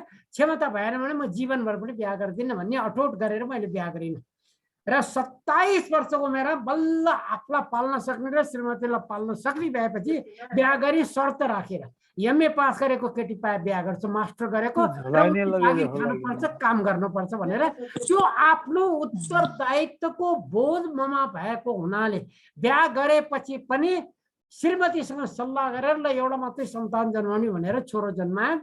त्यसपछि चाहिँ नि अब परिवारको प्रेसर पर्यो, सब पर्यो, दुईटासम्म चाहिँ नि हामी एफोर्ड गर्न सक्छौँ भनिसकेपछि 5 वर्षपछि अर्को सन्तान जन्मायौँ र दुईटा सन्तानमा आफू सीमित भएर बस्यौँ र तिनीहरूको पढाइ लेखाइ सबैको चाहिँ नि राज्यले त्यो अधिकार दिएको छ भनेर होइन, यो दायित्व मेरो हो, मेरो श्रीमतीको हो भनेर त्यो दायित्व निर्वाह गरेर उनीहरू दुईटैलाई चाहिँ नि पढाएर सक्षम बनाएर खुट्टामा उभ्याएर छोड्यौँ भनेपछि यहाँ व्यक्ति विशेषको दायित्व, नागरिकको दायित्वको बारेमा कहीँ पनि वर्णन नगरेको हुनाले मेरो भन्न खोजेको के हो भनेदेखि सरकारले जतिसुकै अधिकार दिए पनि यदि देशका नागरिकमा त्यो चेतना छैन भनेदेखि त्यो चेतना जगाउने काम चाहिँ शिक्षाद्वारा सरकारले गर्नु पर्यो। तिमीहरूले विवाह गर्यो भने यो तिमीहरूको रेस्पोन्सिबिलिटी हो है भनेर। जस्तो म जर्मनीमा पढ्न जाँदा हामीलाई एउटा चाहिँ नि कानुन बेत्ता ल्याएर के चाहिँ नि एउटा कार्यक्रम राखिएको थियो भने ल तपाईँहरू पढ्न आउनुभयो हाम्रो देशको चाहिँ नि उसमा ट्याक्सको पैसाबाट तपाईँ पढ्नु, तर कदाचित तपाईँहरूले कुनै केटी त्यसमाथि नि 18 वर्ष मुनिका केटीहरूलाई चाहिँ नि सम्बन्ध राख्नुभयो भने त तपाईँहरू दण्डका भागी हुनुहुन्छ होइन। 18 वर्षभन्दा माथिका केटीसँग सम्बन्ध राख्नु भएर के गरी बच्चा जन्माउनु भयो भनेदेखि त्यो बच्चाको उत्तरदायित्व चाहिँ नि तपाईँहरूको हुनेछ।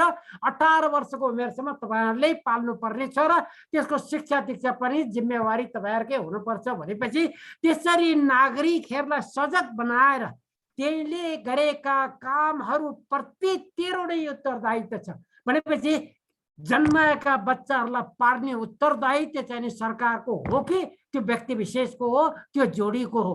यी सब कुराहरूलाई चाहिँ नि कुनै पनि अध्ययन नगरी र विश्वको परिप्रेक्ष्यमा अध्ययनै नगरिकन हाम्रो संविधान बनेको जस्तो मलाई लाग्यो है, कानुन बनेको जस्तो लाग्यो।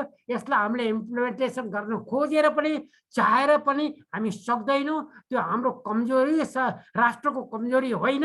यो हामीले चाहिँ नि यसमा कहीँ न कहीँ संविधानमै संशोधन गर्नुपर्ने हुन्छ। व्यक्तिको दायित्वलाई चाहिँ बोध गराउने किसिमका कुराहरू ल्याउनुपर्छ। हाम्रो शिक्षामा चाहिँ हामीले बढी जोड दिनुपर्छ र नहुर्केका केटाकेटीहरूको स्वास्थ्यमा चाहिँ बढी जोड दिनुपर्छ र उनीहरूलाई सक्षम बनाउनुपर्छ। अधिकार भनेको त्यो हो। अधिकार भनेको शिक्षा पाउनुपर्छ, खुट्टामा उभिन सक्ने स्थितिमा चाहिँ नि पुर्याइदिने दायित्व सरकारको र त्यो व्यक्ति विशेषको हो भन्ने कुरा मैले बुझ्दछु। म यति भनेर अहिले उ गर्दछु। धेरै धेरै धन्यवाद। ल यो 3वटा गरौँ है सर, बडा राम्रो। म दामोदर सरलाई, हाम्रो कृष्णबहादुर सर, रामबाबु नेपाल सर तीनैजना प्रति विशेष आभार व्यक्त गर्छु। वास्तवमा यो राष्ट्रको चिन्ता र चासो यहाँहरूको यो विस्तृत आफ्नो अनुभव बोलेको छ। यो मेरो म पूर्ण रूपमा यहाँहरूसँग सहमति पहिला गरेँ।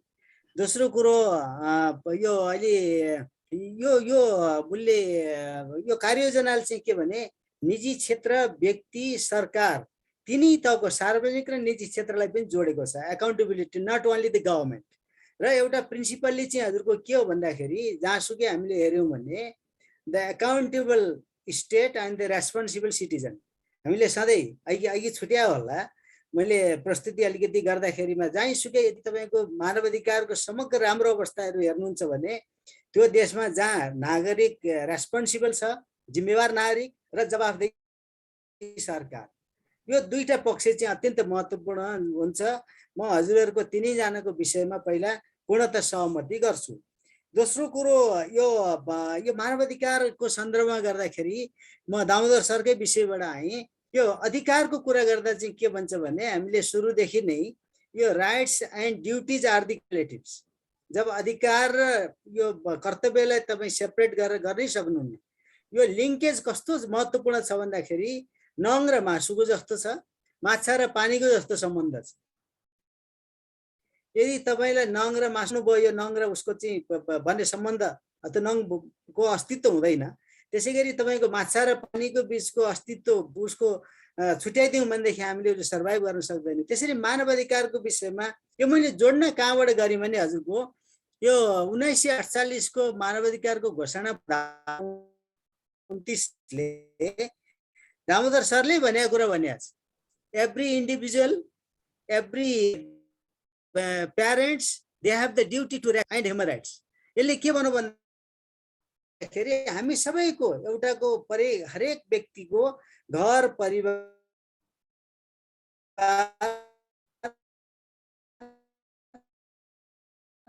अर्को साथी उसको सँगसँगै हिँड्ने साथीसँग प्रतिको जिम्मेवारी छ भनेर गरेपछि हजुरको एउटा व्यक्ति बच्चे आफ्नो परिवारको सदस्य कति जन्माउने, कति सुरक्षित गर्ने आफ्नो क्षमता के हो। मैले सुरुमै भने हामीले कति के भन्दाखेरि स्टेटले अब यसमा विभिन्न फ्याक्टरहरू छ, म त्यसमा धेरै अर्को दिन गरौँला। हाम्रो रोल अफ दि यो कहिलेकाहीँ हामीले यो थर्ड पार्टी इन्टरभेन्सन हुन्छ। हाम्रो देशको निड भन्दा पनि कहीँ अरूको निडमा छ कि भन्ने बारेमा पनि तपाईँको चाहिँ हामीले गरिरहेछौँ। त्यसमा यो मूलभूत रूपमा हजुरले भन्नुभएको जिएसमा मेरो दायित्व के छ भन्दाखेरि त्यो परिवारको दायित्व विशेष भूमिका हुन्छ। एभ्री यो तपाईँको यो परिवार family is the small unit of the state हो नि त, हामीले सामाजिकमा पढेको होइन। यो स्टेटको चाहिँ सानो युनिट भनेकै फ्यामिली हो। त्यो फ्यामिलीको चाहिँ तपाईँ के भने घर परिवार दायित्व चाहिँ त्यसरी हुँदै जान्छ र त्यो यदि अवस्था बिग्रियो, कहिलेकाहीँ भन्नुहोस् न अर्को दैवी प्रकोप पर्यो, हामीले भन्छौँ हिजोको भूकम्प जहाँ तपाईँको बाउ आमा सबै बिते, त्यहाँ चाहिँ तपाईँको टुरा बालबालिकाहरू भए, त्यतिखेर देन द स्टेट रेस्पोन्सिबिलिटी, स्टेटले भाग्न पाउँदैन होइन। जुन त्यतिखेर कसैको कुनै पनि केही छैन भने ultimate guardian is the state. त्यसमा हजुरले भन्नुभएको मेरो पूर्णतः सहमति छ। यो हामीले ओरिएन्टेसन, वास्तवमा ओरिएन्टेसन चाहिँ के हो भने पर्याप्त रूपमा दिनु जरुरी छ। आफ्नो सन्तान कति गर्ने, खानपिन, यो सबै पहिलो दायित्व हो र पहिलो दायित्व हुँदाहुँदै नसक्ने अवस्थामा चाहिँ हामीले सेकेन्डरी दायित्व चाहिँ के हो भने स्टेट गभर्मेन्टको दायित्व हुन्छ। अब कृष्णबहादुर सरले भन्नुभयो जुन बडा राम्रो यो बेपत्ता टिआरसी आदिको चाहिँ म्याद थप्नै राख्ने भने जस्तो, वास्तवमा यो अस्ति 31 गते फेरि यो सर्वोच्च अदालतको आदेश बमोजिम चाहिँ टिआरसी बिल अहिले मस्यौदा संशोधन बिल संसदमा सरकारले हिजो मात्रै टेबल गर्यो र त्यसमा छलफल भइरहेछ। यो मानवाधिकार आयोगसँग यहाँ के छ कन्सर्न भन्दाखेरि जुन यहाँले भन्नुभयो, यो राष्ट्रिय मानवाधिकार आयोगसँग यसले गरेका काम कारबाहीको अनुगमन गर्ने दायित्व छ। अनुगमन त्यो स्पेसिफिक पर्पजको लागि गठन भएका आयोगहरू भएको हुनाले त्यसको अनुगमन गर्ने र भोलि यसले गरेका सिफारिसहरूको कार्यान्वयन भयो कि भएन भन्ने बारेमा पनि फेरि पछि यसको चाहिँ लङ टर्म हुनसक्छ नि त। जस्तै यिनीहरूले चाहिँ तपाईँको यो उसले तपाईँको राज्यलाई सिफारिस दिन्छ, सुझाव दिन्छन्, त्यसको भोलि तपाईँको विशेष अदालतहरू गर्नु होला। त्यो गठन भएका बेलामा चाहिँ त्यसको इम्प्लिमेन्ट भयो कि भएन, जुन यहाँले भन्नुभएको जुन 71 सालको सत्य निरूपण मेलमिलाप आयोग सम्बन्धी ऐनको दफा 29ले प्रष्ट रूपमा राखेको छ। यो त्यसैले मानवाधिकार आयोगसँग चाहिँ अब हामीले व्यावहारिक रूपमा हेर्दाखेरि के हो भने सहकार्य भइरहेछ। जस्तो मानवाधिकार आयोगमै भएका केस र उहाँहरूसँग भएका केस छ, ओभरल्यापिङ केसहरू छ भनेदेखि हामीले डायलग मिटिङहरू गरेका छौँ र क्षमता सबलीकरण विशेष गरी क्यापेसिटी बिल्डिङका कामहरू, इन्भेस्टिगेसन प्रोसेसहरू कसरी गर्ने, ह्युमन राइट्स कमिसनले कसरी गरिरहेछ भन्ने बारेमा पनि तपाईँको एउटा फाइलहरू एउटा सेयरिङ गर्ने र उहाँहरूको तालिमहरू कार्यक्रम गर्ने हामीले सहकारी गरिरहेछौँ। तर स्पेसिफिक के हो भने कुनै व्यक्तिको मानवाधिकार आयोगमा उजुरी छ, कसैको टिआरसीमा छ, मानवाधिकार आयोगमा नहुन पनि सक्छ कसैको। त्यो चाहिँ इन्डिपेन्डेन्टली उनीहरूले काम गर्छ। त्यसको विशेष भूमिका हेऱ्यौँ भनेदेखि हामीले मेलमिलाप गर्ने होइन, अधिकांश केसमा मेलमिलाप हो र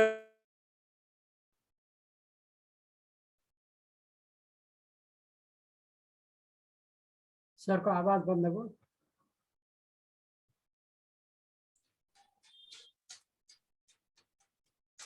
नेट काटिएको हो सर?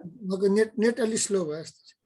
सरको नेट अलि स्लो भयो जस्तो छ, तपाईँको आवाज अलि बन्द भयो। अब रामबाबु सरले भन्नुभएको बडा इम्पोर्टेन्ट विषय छ यो मानवाधिकार आयोग र अरू विषयगत आयोगहरू थीमेटिक कमिसनहरूको कोल्याबोरेसन के छ, कहीँ यो कन्फ्लिक्टिङ सिचुएसन छैन कि यसरी भन्ने छ। र दोस्रो चाहिँ उहाँले यो हाम्रो चाहिँ संविधानले कुनै वर्गलाई विशेष वर्गलाई चाहिँ तपाईँको कहीँ राइट्स दिँदाखेरि जस्तो जग्गा जमिन त अरू नभएका नेपाली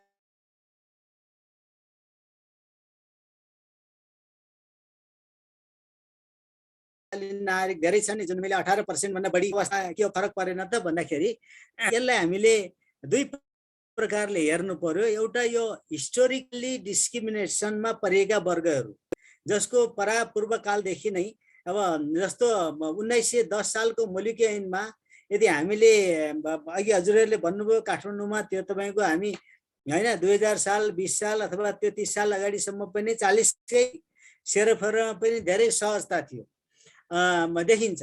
तर त्यो एउटा वर्गलाई चाहिँ के हो भन्दाखेरि राज्यले जुन कामको बाँडफाँड गर्दा जुन हामीले जात प्रथा सिस्टम हामीले चाहिँ तपाईँको 4 जात 36 वर्ण भनेर कामको बाँडफाँड गर्दाखेरि त्यो वर्गलाई चाहिँ माथिल्लो अरू वर्गहरूसँग सेवा गर्ने भनेर जुन राखिएर त्यहाँ जग्गा जमिन आदिबाट चाहिँ पनि वञ्चित गरियो भन्ने उहाँहरूको चाहिँ हामी ऐतिहासिक रूपमा विभेद दिउँ, त्यसको रूपमा चाहिँ केही न केही तपाईँको के भने यो त्यसलाई कम्पेन्सेसन एकपटकको लागि भनेको छ हजुरको। फेरि हामीले यसलाई चाहिँ तपाईँको दीर्घकाल सोध्नु, त्यो परिवारलाई दिने हो।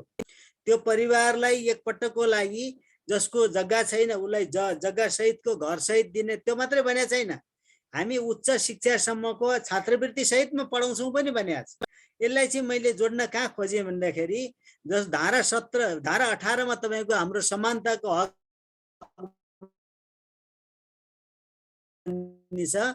समानताको हकलाई प्रिन्सिपल्ली इक्वलिटी अधिकारको सिद्धान्त जहाँ पनि तपाईँ कानुनको अगाडि सबै नागरिक समान छन् र कानुनको चाहिँ समान संरक्षण पनि गर्नेछ, कसैलाई विभेद गर्दैन बन्यो।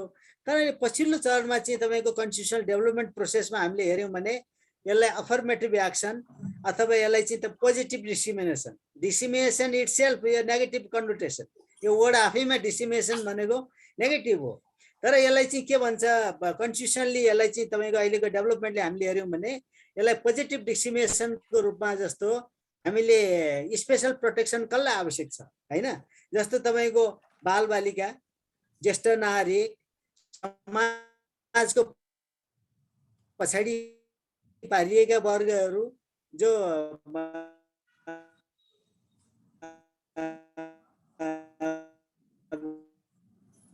समाजमा अहिले हामीले हेऱ्यौँ भनेदेखि एकल महिला, द्वन्द्व पीडितहरू, यी उद्देश्य भनेको ती वर्गलाई कमजोर वर्गको संरक्षण गर्नुपर्ने अर्को कानुनको अब्जेक्टिभ हुन्छ भन्ने छ। हजुरले भन्दा एकदम ठिक हो। यो उसको के अरे कर्णालीका तपाईँको कतिपय त्यहाँ रहेका बाहुन छेत्री र अथवा तपाईँको काठमाडौँ मोरङ विराटनगरमा रहने चाहिँ दलित समुदायका अवस्थाहरू हेर्नु भने आकाश तपाईँको त्यो थरकै आधारमा पनि काठमाडौँको बालुवाटारको तपाईँको दलितलाई पनि सेम रिजर्भेसन र तपाईँको त्यही चाहिँ तपाईँको जुम्लामा रहने जसको त्यहाँको एउटा जातकै आधारमा कुनै पनि तपाईँको त्यो बिन्ती पत्र हालेर कोही, तर त्यसको चाहिँ तपाईँको के छ भन्दाखेरि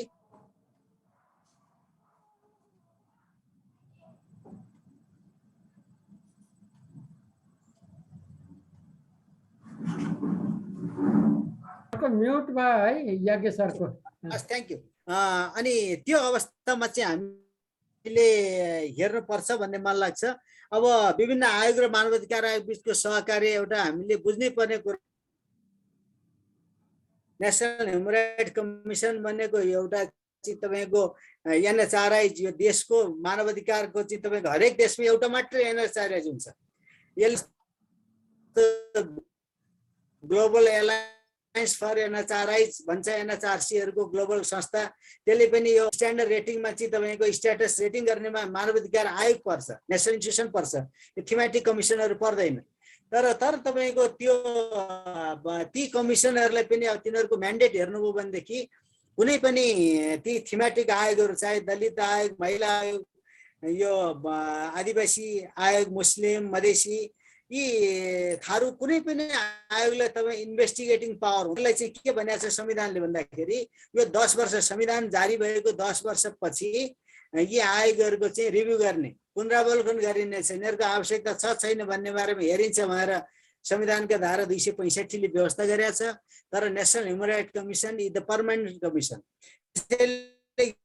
यसमा एउटा मानवाधिकार आयोगले सँगै सहकार्य के गरेको छ भने यो यद्यपि त अझै अम्ब्रेला कमिसन भनेर कुनै संविधानमा व्यवस्था गरेको छैन, तर ती आयोगहरूले चाहिँ अहिले फिल गरेको छ यो मानवाधिकार आयोगले एउटा चाहिँ लिडिङ रोल लिइदिनु पर्यो ताकि हाम्रा भोइसहरू चाहिँ हाम्रो रिकमेन्ड पनि सरकारले सुनेन, यो हेरपुछार लागेको छैन। त्यसैले तपाईँको यो ती आयोगहरूलाई पनि एउटा समन्वय सहकार्य गरेर चाहिँ तपाईँको उनीहरूका नीति योजना बजेट कार्यक्रमहरू हक हितको लागि स्थापित भएका आयोग हुन्। समुदायको अवस्था अगाडि बढाउनको लागि सरकारलाई रिकमेन्ड गर्नको लागि जन्मे आयोगहरू भएको हुनाले हामीसँग त्यो कन्फ्लिक्टिङ हुनुपर्ने अवस्था छैन। यद्यपि केही यो हाम्रो चाहिँ तपाईको ती आयोगहरू पनि सँगसँगै फिल्डमा इन्भेस्टिगेसन गर्ने जस्तो चाहिँ हामीलाई पावर छ कि भनेर गइरहेकोहरू चाहिँ छन्। उनीहरूलाई हामीले ट्रेनिङ दिएका छौँ र एउटा तालिमहरू मार्फत पनि तपाईँहरूको लिमिटेसन यति छ है, यो लिमिटेसन बाहिर जानुभयो भने बियोन्ड द जुरिडिक्सन गरेर काम शून्यमा परिणत हुन्छ हैन। यदि तपाईँ हाम्रो कसैको नि त्यो काम गर्ने क्षेत्राधिकार छैन भने त्यो क्षेत्राधिकार विहीन काम भन्नेको शून्यता 0 हुन्छ त्यसको भ्यालु। त्यसैले तपाईँहरू प्रवेश गर्दाखेरि यो बहुत विचार गर्नुपर्छ भनेर हामीले सँगसँगै उहाँहरूसँग कार्यक्रममा तालिमहरूमा भनेका छौँ। सम्भवतः यसले एउटा सहकार्यको क्षेत्र विस्तारमा कम्प्लिमेन्ट्री रोल चाहिँ हुन्छ।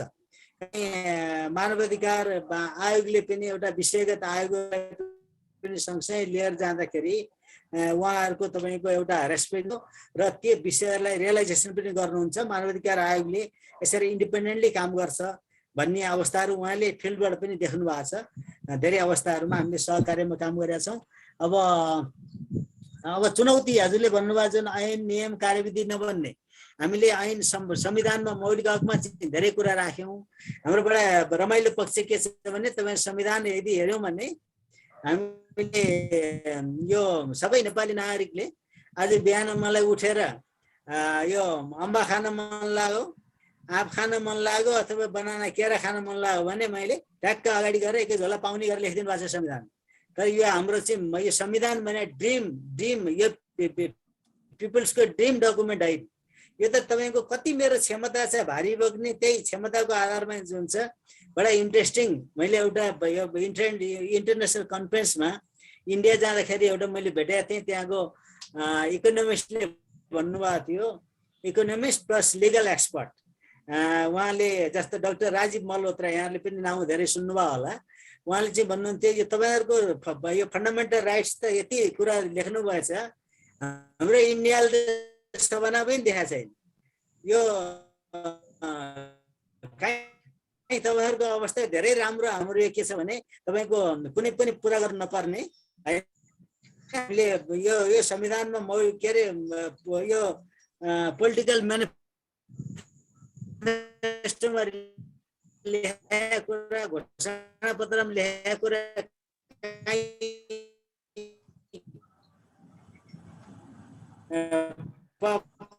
पब्लिकले 5 वर्षपछि पल्टाएर हेर्छ र हजुर, गाउँघर सर हेर्दैन नि। त्यो उसले चाहिँ पब्लिकले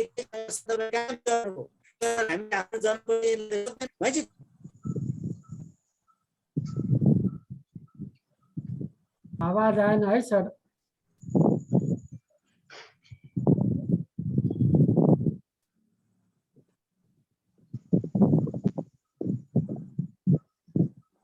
सर को आवाज आएन।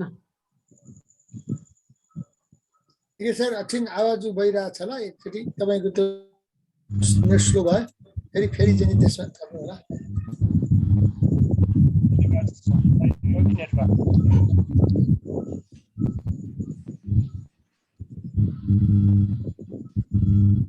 नेट आउट भयो जस्तो हो।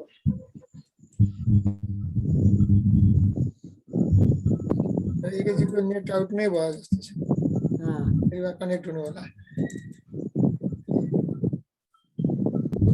नेटले काम थिएन अलिकति। हाम्रो यसमा अलिकति कम्प्लिमेन्ट चाहिँ ध्रुवजीले जोड्दै जाने हो कि एकैछिनको नेट अलि इस्यु भयो, नेट डिस्कनेक्ट भयो।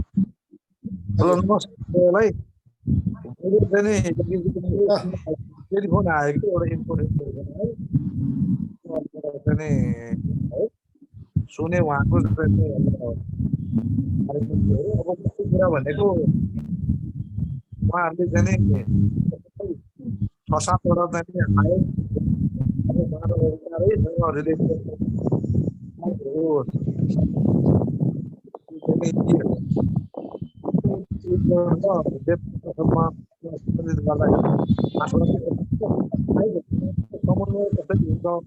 विश्वमा त्यस्तो एउटै आएको सबै हेर्छु। यहाँ चाहिँ नि अब समस्या यो चाहिँ सरकारले संविधान बनाइदिए, अरूसँग कन्फ्लिक्ट हुने कुरा कसरी बनाउने भन्ने कुरा छ। अब सरकारले काम गर्दैन, अरू कुराहरूको ग्रेजुअली उसको एकदम कम सिफारिसहरू कार्यान्वयन हुँदैन। एउटा संस्था चाहिन्छ भनेर खोलिदिएको अवस्था छ। आयोगभित्र पनि आयुक्तहरूको बिचमा अहिलेको आयुक्तको त ठिकै छ, नत्र भए उहाँहरू जहिले पनि चाहिँ नि मानव अधिकार सम्बन्धी आयुक्तहरूको झगडा भइरहेको योभन्दा अगाडिको आयुक्तहरूको। त्यसकारण त्यो काम गर्न नसक्ने, आफै घर झगडा भएपछि काम गर्न नसक्ने अवस्था चाहिँ नै हो। त्यस्तै भएर चुनौतीपूर्ण भएर गइरहेको छ। यही कुराहरू चुनौतीपूर्ण छन्। सरकारले आयुक्त बनाउँछ, अब सबभन्दा मुख्य कुरा भनेको एउटा बनाउनु पर्छ भनेर बनाउने हो, त्यसपछि कहिले चाहिँ नि हेर्दै नहेर्ने, अरूलाई चाहिँ नि सरकारी निकायहरू अरूहरूलाई थाहा हो, यो सबैले मिलेर गर्नुपर्ने त्यो रणनीति कार्यान्वयन हो। अरू कसैलाई थाहा हुने, त्यो प्रधानमन्त्री कार्यालयले एउटा बनाउँछ, त्यहाँ एउटा सचिव हुनुहुन्छ, उहाँले एक्सर्साइज गर्नुहुन्छ, बनाउनुहुन्छ, त्यो न त पास हुन्छ न त के हुन्छ, त्यो मानव अधिकारको एउटा चाहिँ रणनीति बनाएको छ भनेर, कार्यनीति बनाएको छ भनेर बस्छ, अरूलाई थाहा नहुने, त्यस्तै खालको चाहिँ समस्या छ क्या त्यो। अब अहिलेको अवस्था के छ भन्ने कुरा एकेजीले अलिअलि बताउनु भयो। त्यही हो, भारी बोक्न नसक्ने भने भारी बोक्न नसक्ने एउटा हो, भारी बोक्न नखोज्ने पनि अर्को कुरा हो। सबभन्दा ठुलो कुरो मेसो मिलाएर नाम्लो नै चाहिँ राम्रोसँग नलाउने, त्यो चाहिँ समस्या छ। त्यो देखिया हो। यहाँ हाम्रो आयोगमा भएका अरू साथीहरू पनि आउनु भएको हुनाले उहाँहरूले पनि, अब सरिताजी हुनुहुन्छ, अरू साथीहरू हुनुहुन्छ, आउनु भएको छ, उहाँहरूले पनि कम्प्लिमेन्ट गर्नु होला। हस्, धन्यवाद। हजुर, सरिताजी हुनुहुन्छ, यज्ञजी पनि आउनुभयो। यज्ञ सर फेरि खोल्नुहोस् त तपाईँको यहाँ। मेरो यो कनेक्सन लस्ट भयो सर। हजुर ठिक छ हामीले अलिकति ध्रुवजीले आफ्नो त्यो बिचमा अनुभव सुनाउनु भयो। ल अब तपाईँले अहिले कन्टिन्यू गर्नु हुँदा हुन्छ। अनि हाम्रो एउटा प्रश्न चाहिँ नि मातृका सरले यहाँ हात उठेको छ है, एउटा प्रश्नको लागि के गरौँ? प्रश्न लिउँ कि अब तपाईँको सिद्धियो? अहिलेको कहाँसम्म पुगेको थियो सर?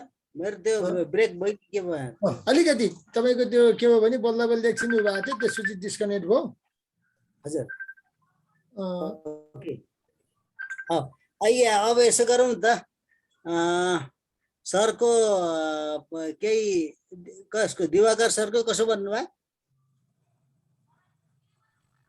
अर्को एउटा प्रश्न राखेर अनि मातृका प्रसाद सरको छ। मातृका सर बोल्नुहोस्। धन्यवाद सुवर्ण सर, नमस्कार सम्पूर्ण सरहरूलाई। मेरो प्रश्न भन्दा पनि सर, यो सत्य निरूपण आयोग र बेपत्ता आयोग सम्बन्धी कुरो उठ्यो। म पनि त्यहाँ बसेर अब एक वर्ष बसेर आएँ, त्यही भएर त्यहाँ सम्बन्धी कुरोहरू अलिकता। सत्य निरूपण आयोगमा कमसेकम 1 लाखभन्दा बढी उजुरीहरू छन् सर। त्यहाँ करिब त्यहाँ 3 लाखदेखि 10 लाखसम्म पैसोहरू धेरैले लिइसकेका छन्, परिपूर्ण भन्ने कि के भन्ने। हजुरको बेपत्ता आयोगमा 2200देखि लगभग 2200-2300 कति हो ठ्याक्कै भएन, त्यति उजुरीहरू त्यहाँ पनि छन्। त्यसमध्ये धेरैजनाले हजुरको 10 लाखसम्म त्यहाँ पनि लिइसकेका छन् पैसोहरू। अब जसको पहुँच छ तिनीहरूले पैसो लियो, अब पहुँच नभए घुमिरहेका छन्। ती चाहिँ हाम्रो के हुने हो कसो हुने हो, जो खास वास्तविक पीडित छन् ती चाहिँ घुमिरहेछन्। ती चाहिँ त्यहाँ के कार्यक्रम भयो भने आउँथे, त्यहाँ रुवाबासी हुन्थ्यो तिनीहरूको, त्यस्तो गरिरहेछन् त्यहाँ। अब त्यहाँ भएका पदाधिकारीहरू, अब म त्यहाँ बसेको भएर मैले थाहा पाएको, तिनीहरू अब घुम्ने यसो चाहिँ ल जाउँ जिल्लातिर भन्यो, अब कहिले प्युठान गयो स्वर्गद्वारी दर्शन गर्यो, कहिले उता चाहिँ नि अब कञ्चनपुर गयो सिद्धनाथ बाबाको दर्शन गर्यो, त्यहाँ पूर्णागिरी घुमेर आयो माथि। यस्तै कोही हरिद्वार पनि जाने भयो, कोही त्यस्तै गर्ने। त्यस्तो काम गरायो भनेको त्यही हो। ती कोही कतातिर हुन्छन्, कोही कतातिरका, त्यहाँ विभिन्न पार्टीका छन्, कुरो कसैको मिल्दैन त्यहाँ। त्यसो भइरहेछ त्यहाँको कुरोहरू, त्यो त्यस्तै हो भनेर मैले अलिकति यो सम्बन्धी जानकारी मैले दिन खोजेको हो सर। यति हो मेरो। हजुर नमस्कार सर। धन्यवाद सर।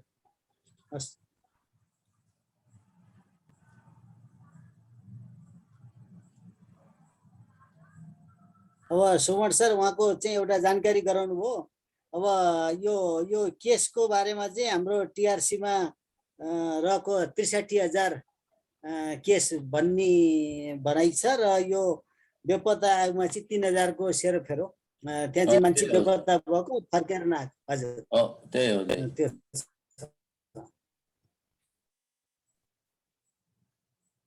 हस्, अरू केही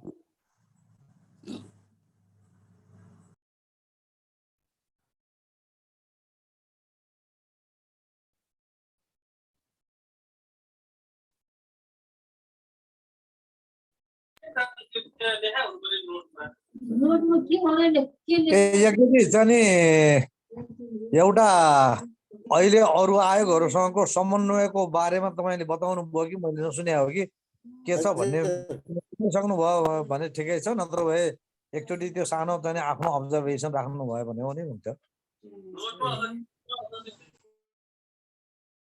हो सर, यो अन्य आयोगसँगको समन्वयमा अहिले पछिल्लो चरणमा चाहिँ अरू बेपत्ता र टिआरसीको बारेमा मैले भने र मातृका सरले पनि राखिसक्नु भयो।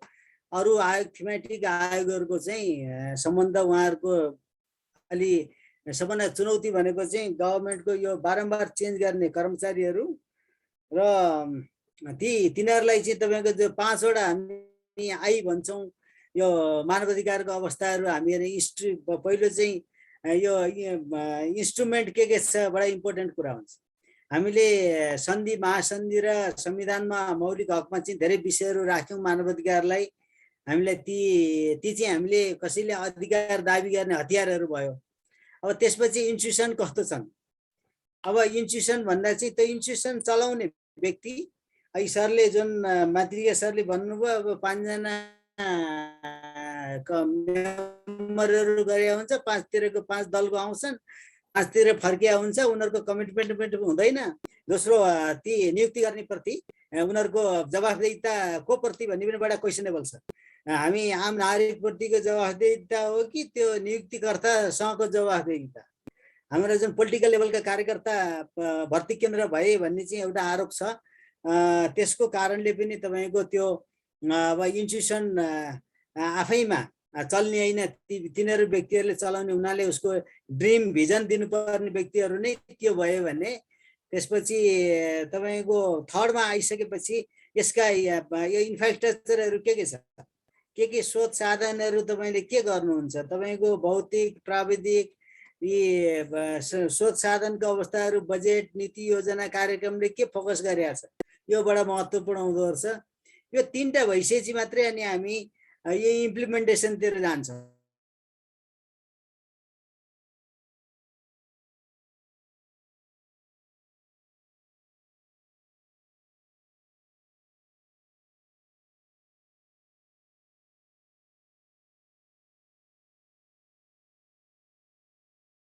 सरको आवाज फेरि काट्यो।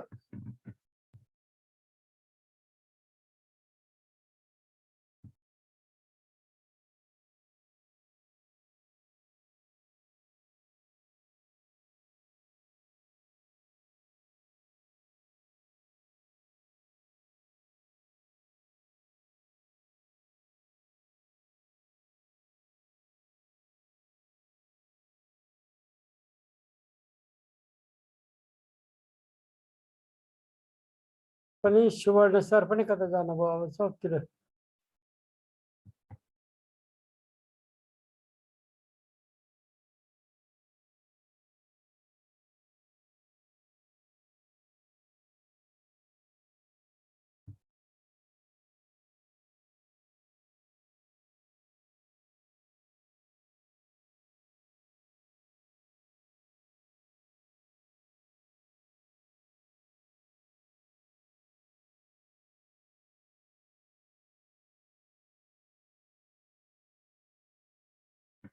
सबतिर बत्ती गएर नेट गरेको हो कि के हो? सुनेको होला के होला, तर डाइरेक्ट विद्युत चाहिँ भने चाहिँ पोलिटिकल लिडर अथवा सामाजिक नेताको रूपमा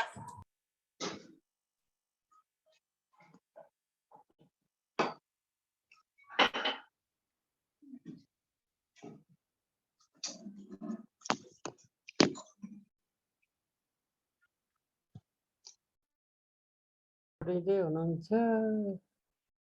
त्यही त कसैले आफ्नो सेयरिङ गरे पनि हुन्थ्यो होला जस्तो लाग्यो। अब प्रश्नहरू चाहिँ नि छैन भने अब हामीले यसलाई अब समय पनि भयो होइन, 8 पनि बज्यो। अब थप प्रश्नहरू छैन भने अब यसलाई निष्कर्षमा पुर्याउने हो कि भनेर। दुवैजना आउनु भएको छैन, सुवर्णजी पनि हुनुहुन्न। हाम्रो एकेजीको फेरि डिस्कनेक्ट भयो। हजुर छोटोमा सकेँ रामबाबु सर। अब अघि हजुरले भन्नुभएको त्यसैले हाम्रो यो 5I मा हामी हेऱ्यौँ भनेदेखि हामीसँग चाहिँ यो अलि इम्प्लिमेन्टेसन र इम्प्याक्ट लेभलमा पनि हाम्रो त्यति राम्रो छैन अवस्था। त्यसैले त्यो समग्रतामा मानव अधिकारको अवस्था हेर्ने र तपाईँ हामी नागरिक समाजको पनि सँगसँगै यो कोल्याबोरेसनमा जानुपर्ने चाहिँ एउटा आवश्यकता छ भन्ने मन लाग्छ। अब यो सहकार्य र समन्वय चाहिँ बडा इम्पोर्टेन्ट छ, किनभने राज्यको स्रोत साधनमा विभिन्न आयोगहरू चाहिँ तपाईँको सँगसँगै अथवा प्यारलल दौडिँदाखेरि तपाईँको एउटा त स्टेटको क्रेडिबिलिटीमा पनि प्रभाव पार्छ। जस्तो 3टा आयोग गए, जस्तो यो उसमा कल्ली कुमारी विकको केस, पिउटा र ललितपुरको केस हेरौँ, यो ध्रुव सरलाई नजिकै धेरै थाहा छ। यो राष्ट्रिय महिला आयोग पनि गयो, दलित आयोग पनि गयो, मानव अधिकार आयोग पनि गयो। महिलाको केस महिला आयोगले लिने, दलित भयो दलित महिला दलित आयोगले, त्यसपछि मानव अधिकार आयोगको समग्र भयो। त्यसपछि तपाईँको त्यसको स्रोत साधन हेरियो भनेदेखि हाम्रो यति ठुलो राज्यको रिसोर्सेसको कुराहरू पनि हो। त्यसैले यो समन्वयमा चाहिँ गर्नु अत्यन्त जरुरी छ। वास्तवमा रामबाबु सरले भनेको विचारसँग म एग्री गर्छु र यो विषयमा सहकार्य गाइडलाइन एउटा अहिले डेभलप भइरहेको छ। मानव अधिकार आयोगले समन्वय गरेर विभिन्न थीमेटिक कमिसनहरूसँग चाहिँ एउटा सहकार्य गाइडलाइन अगाडि बढाएको छ। राम्रो कुरा।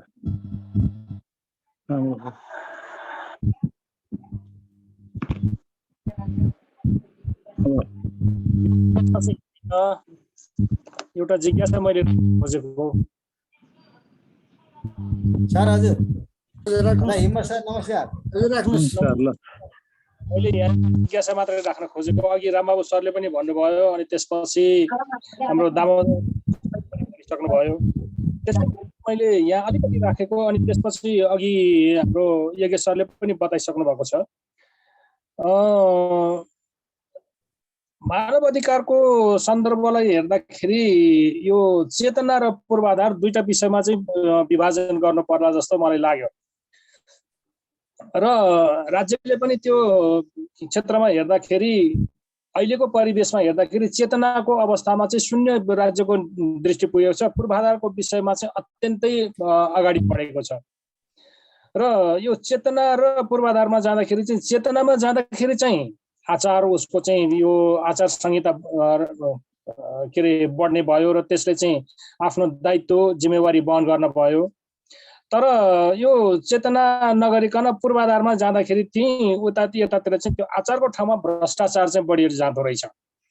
र त्यो भ्रष्टाचारलाई न्यूनीकरण गर्नको लागि र मानव अधिकारको संरक्षण गर्नको लागि सबैभन्दा महत्त्वपूर्ण भनेको चाहिँ यहाँहरूले अघि भनिसक्नुभयो, मेरो विचारमा पनि चेतना नै हो कि जस्तो लाग्छ।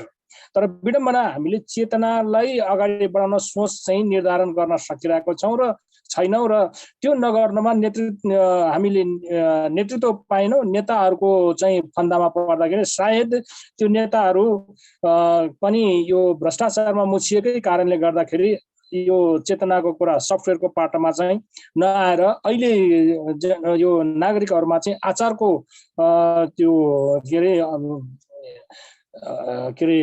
पक्ष चाहिँ कमजोर भएको कारणले गर्दाखेरि मानव अधिकार चाहिँ जुन ठाउँमा पुग्नु पर्ने हो मानव अधिकार नपुगेर त्यो चाहिँ हनन भएको अवस्था छ जस्तो मलाई लाग्यो। अहिले पनि हाम्रो आयर सरले बताइसक्नु भएको यति धेरै संरचना मानव अधिकारको भएको छ, तर त्यसले केही पनि काम गरेको छैन भने त्यसले मानव अधिकार आयोगले चाहिँ के गर्छ भन्ने कुरा हो। मानव अधिकारको आयोगको चाहिँ अब म त्यति भित्र त पसेको छैन, तर पनि मलाई लाग्छ मानव अधिकारको आयोग भनेको चाहिँ यो सफ्टवेयर पाटोमा चाहिँ अधिकार यो बारेमा बोध गराउनको लागि चाहिँ आचार वृद्धि गर्नको लागि चाहिँ भूमिका खेल्नुपर्छ जस्तो लाग्यो। र त्यसैको लागि अघि हाम्रो यज्ञ सरले बताइसक्नुभयो यो 5वटा यो एनइपिएलाई हेऱ्यो भने पनि हामी चाहिँ अगाडि पुग्न सक्छौँ भन्ने कुरा भयो।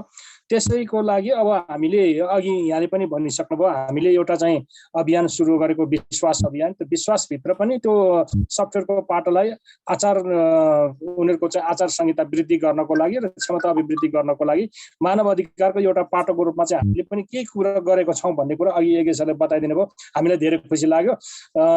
मैले यति नै कुरा राखेँ सर, सोच वृद्धि गर्नको लागि मानव अधिकारकोले चाहिँ सफ्टवेयरको पाटामा चाहिँ अलिकति अगाडि बढायो भने जुन किसिमको अहिले अकर्मण्यताहरू यो भ्रष्टाचारको चाहिँ क्षेत्रहरू वृद्धि भएको छ त्यो चाहिँ कम हुँदै पूर्वाधार बनाउनु भन्दा पहिला, कुनै पनि पूर्वाधार गर्नुलाई भन्दा पहिला चाहिँ यो सचेतना, त्यो पूर्वाधार किन र त्यसको जिम्मेवारी दायित्व कसको तिमीले गर्नुपर्ने के हो, अनि त्यसपछि सरकारले गर्ने के हो र भोलिको दिगोपनको लागि नागरिकको भूमिका के हो भन्ने कुराहरूमा चाहिँ सचेतना जगायो भने सायद मलाई लाग्छ हार्डवेयरको पाटोमा चाहिँ यति धेरै वितृष्णाहरू विखण्डन चाहिँ आउने। हस्, मैले यति नै भने, धन्यवाद। एउटा मैले सानो सेयर गरेँ सर, सरकारलाई यहाँ कम्प्लिमेन्टको लागि।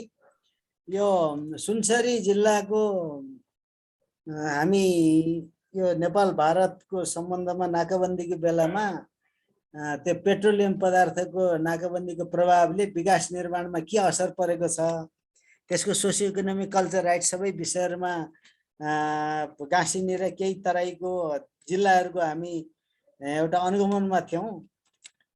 त्यहाँ जिल्ला विकास अधिकारी त्यतिखेर उहाँले भन्नुभयो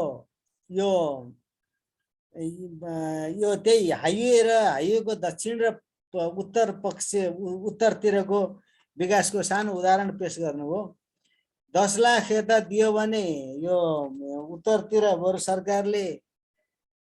सरकारले गर्न नसक्ने, उसले बरु हामीले सरकारले हाम्रो रेटमा पनि 15 लाख 14 लाख नभइकन गर्न नसक्ने काम त्यहाँ चाहिँ कमिटमेन्टले गर्छ। अब दक्षिणतिर गयो भने तपाईँको चाहिँ यो पहिलो 10 लाखको योजना दियो भने 3 लाख त त्यो ओभरसियर इन्जिनियरलाई ट्याक्कै आउँछ अरे पहिले। अब यो चाहिँ पाठ के भने सचेतनाले हो कि ओभर सचेतनाले हो, बडा गाह्रो छ यो विश्लेषण गर्नु। एउटा तपाईँको यो थाहा नभएर भन्दा पनि बढी हाम्रो चाहिँ तपाईँको अब त्यहाँ कतिपय त त्यो योजना कार्यान्वयनमा चाहिँ आफै तपाईँको मैले यतिसम्म गर्नु पर्यो इटारीबाट यो अख्तियारको टोली आफै तपाईँको फोन गरेर बोलाउनु पर्यो भन्नुभयो कि उहाँले तपाईँको त्यो उपभोक्ता समितिहरूबाट काम गर्ने। अब हामी कहाँ विशेष गरी तपाईँको यो 46-47 सालको मुभमेन्ट पछि एक पक्षीय रूपमा अघि वास्तवमा सुरुमा बडा राम्रो प्रश्न भन्नुभयो। यो अधिकारको बारेमा हामीले व्यापक रूपमा चर्चा गऱ्यौँ, तर दायित्व निर्वहने दायित्वको विषयमा हेरेनौँ कि भन्ने भयो। यो 47 सालको मुभमेन्ट पछि त तपाईँको व्यापक सचेतना चाहिँ वृद्धि भयो सर, र पछि तपाईँ झन् माओइस्टको यो सशस्त्र द्वन्द्व पछि अब जनतामा चाहिँ तपाईँको एउटा चेतनाको यति भयो कि बडा रमाइलो पक्ष। अब 200 रुपियाँमा यो रेडियो पाइने, हेर्नुहोस् हाम्रो गाउँमा ट्याक्क रेडियो सुन्नलाई 200 रुपियाँ पछि चाइनिज रेडियो पाइन्छ। अब गाउँमा किसान चाहिँ तपाईँको त्यो काउली उत्पादन गर्नतिर आलु उत्पादन गर्ने भन्दा बढी बिहान चाहिँ तपाईँको त्यो नेता देशको प्रधानमन्त्रीलाई गाली गर्न थालेको छ चिया पसलमा बसेर। भनेपछि त्यो पनि अब सचेतना वृद्धि हो कि काहीँ न काहीँ हामीले आफ्नो चाहिँ रेस्पोन्सिबिलिटी क्या सर, त्यो पार्टलाई अलिकति जोड्नु पर्ने। र हजुरले भन्नुभयो बहुत इम्पोर्टेन्ट कुरा चाहिँ मलाई लाग्छ के भने अब यो हामीले पुरानो यो बुढो रुखमा मलजल गर्ने भन्दा सचेतना अभियान चाहिँ हाम्रो अलिकति स्कुल लेभलबाट मैले सरको विषय मलाई क्याच गरेको र विश्वास अभियानसँग गरेको मलाई लागेको। विद्यालय स्तरबाट तपाईँले त्यो विषय विश्वास 3टा ऊबाट चाहिँ अक्षरबाट यति ठुलो ह्युमन राइट्सको दायरा समेट्नु भएको छ। त्यहाँ सरले भन्नुभयो सचेतनाको कुरो छ। त्यहाँ अहिले तपाईँ फोहोर मैला व्यवस्थापनदेखि स्वच्छता, खानेपानी, हाइजिनिक कसरी गर्ने भन्ने कुरा छ। हेल्थसँग त स्वास्थ्यसँग त तपाईँको त्यो यो फोहोर मैला व्यवस्थापन पनि आउँछ नि कुरा। अनि तपाईँको त्यो त्यहाँ किशोरी शिक्षा पनि छ, बालबालिका शिक्षा पनि छ, स्वास्थ्य शिक्षासँग जोडिया छ भने यसमा सचेतनालाई चाहिँ अलिकति हामीले पाठ्यक्रम र यो बालबालिका तहदेखि गर्नुपर्छ कि भन्ने चाहिँ मलाई लाग्छ। नत्र यो तपाईँको यो राजनीतिक नेता र उसमा दिनु हो भने त यो दे आर ओभर फिडिङ है कि। ओभर फिडिङ भएर हाम्रो एउटा वर्ग अब सचेतना नपाएर तपाईँको चाहिँ कुपोषण छ, अर्को चाहिँ ओभर फिडिङ चाहिने पनि बढी खाएर सचेतना पाएर चाहिँ हामीले त्यो गरे पनि अनुभव मात्रै मैले सेयर गरेँ सर। हजुरको प्रति म पुरा सहमति छु, त्यो एकदम सही कुरा हो।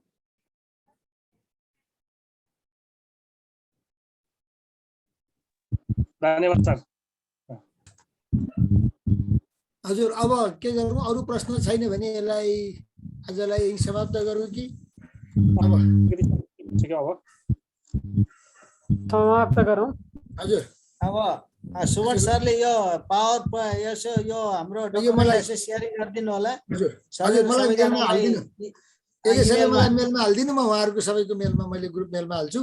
अब म अन्तिममा पठाइसकेको छु अहिले। थ्यांक यू हस् ल धेरै धन्यवाद यो अवसरको लागि। ध्रुवजी हजुर हामी योगीजीसँग काम गरेको हामी ध्रुवजी पनि छु म पनि छु र म ध्रुवजीलाई चाहिँ नि अब लास्टमा चाहिँ नि आफ्नो केही भनाइ राखेर योगीजीलाई धन्यवाद दिएर कार्यक्रम अन्त्य गर्न अनुरोध गर्छु ध्रुवजी। हस् धन्यवाद। वास्तवमा भन्ने हो भने हामी यज्ञजीसँग काम गरेका केही मानिस म अब सुवर्णजी सरिताजी हुनुहुन्छ अरूहरू पनि आउनुभएको छ कि के उहाँहरूसँग उहाँको कुरा अप्नाएका छोडेको त अब मैले छोडेको त 15 वर्षै पनि लगभग भइसक्यो। अब उहाँहरूबाटै कुरा मात्रै थाहा पाउने चाहिँ मलाई त्यति छैन। त्यसले सुवर्णजी पनि रिटायर हुनुभयो काम गर्दै हुनुहुन्छ। त्यसकारण अब हामीले के भइरहेछ भन्ने कुरा अपडेट सबैको लागि लाभान्वित भयो। अब म पनि त धेरै नै लाभान्वित भएँ। चाहिँ अहिले भइरहेका कुराहरू सुन्न पाइयो। यसको लागि चाहिँ यज्ञजीलाई धन्यवाद। र यज्ञजीले त्यहाँ बस्दाखेरि पनि एउटा जिम्मेवारीपूर्ण र एकजना जिम्मेवार अफिसरको रूपमा काम गर्नुहुन्थ्यो। जिम्मेवारी सबैले चाहिँ सम्मान त्यहाँभित्र चाहिँ मान सम्मान चाहिँ थियो। आफ्नो प्रोफेसनल तरिकाले काम गर्ने व्यक्ति भनेर चाहिँ अब मानिन्थ्यो सबैले। त्यस किसिमले गर्दै आउनु भएको चाहिँ प्रस्तुतिले पनि त्यो कुराहरू आएको छ। र आज चाहिँ अहिले अब प्रादेशिक संरचनामा आयोग गइसकेपछि बागमती प्रदेशकै चाहिँ प्रमुख भएर बस्नु भएको छ। र उहाँले यही हो आयोगले गरिरहेका चाहिँ कुराहरूमा चाहिँ खास चाहिँ सरकारले चाहिँ बनाएर गर्नुपर्ने मानव अधिकार आयोगमा आयोग भने त हेर्ने निगरानी गर्ने निकाय हो।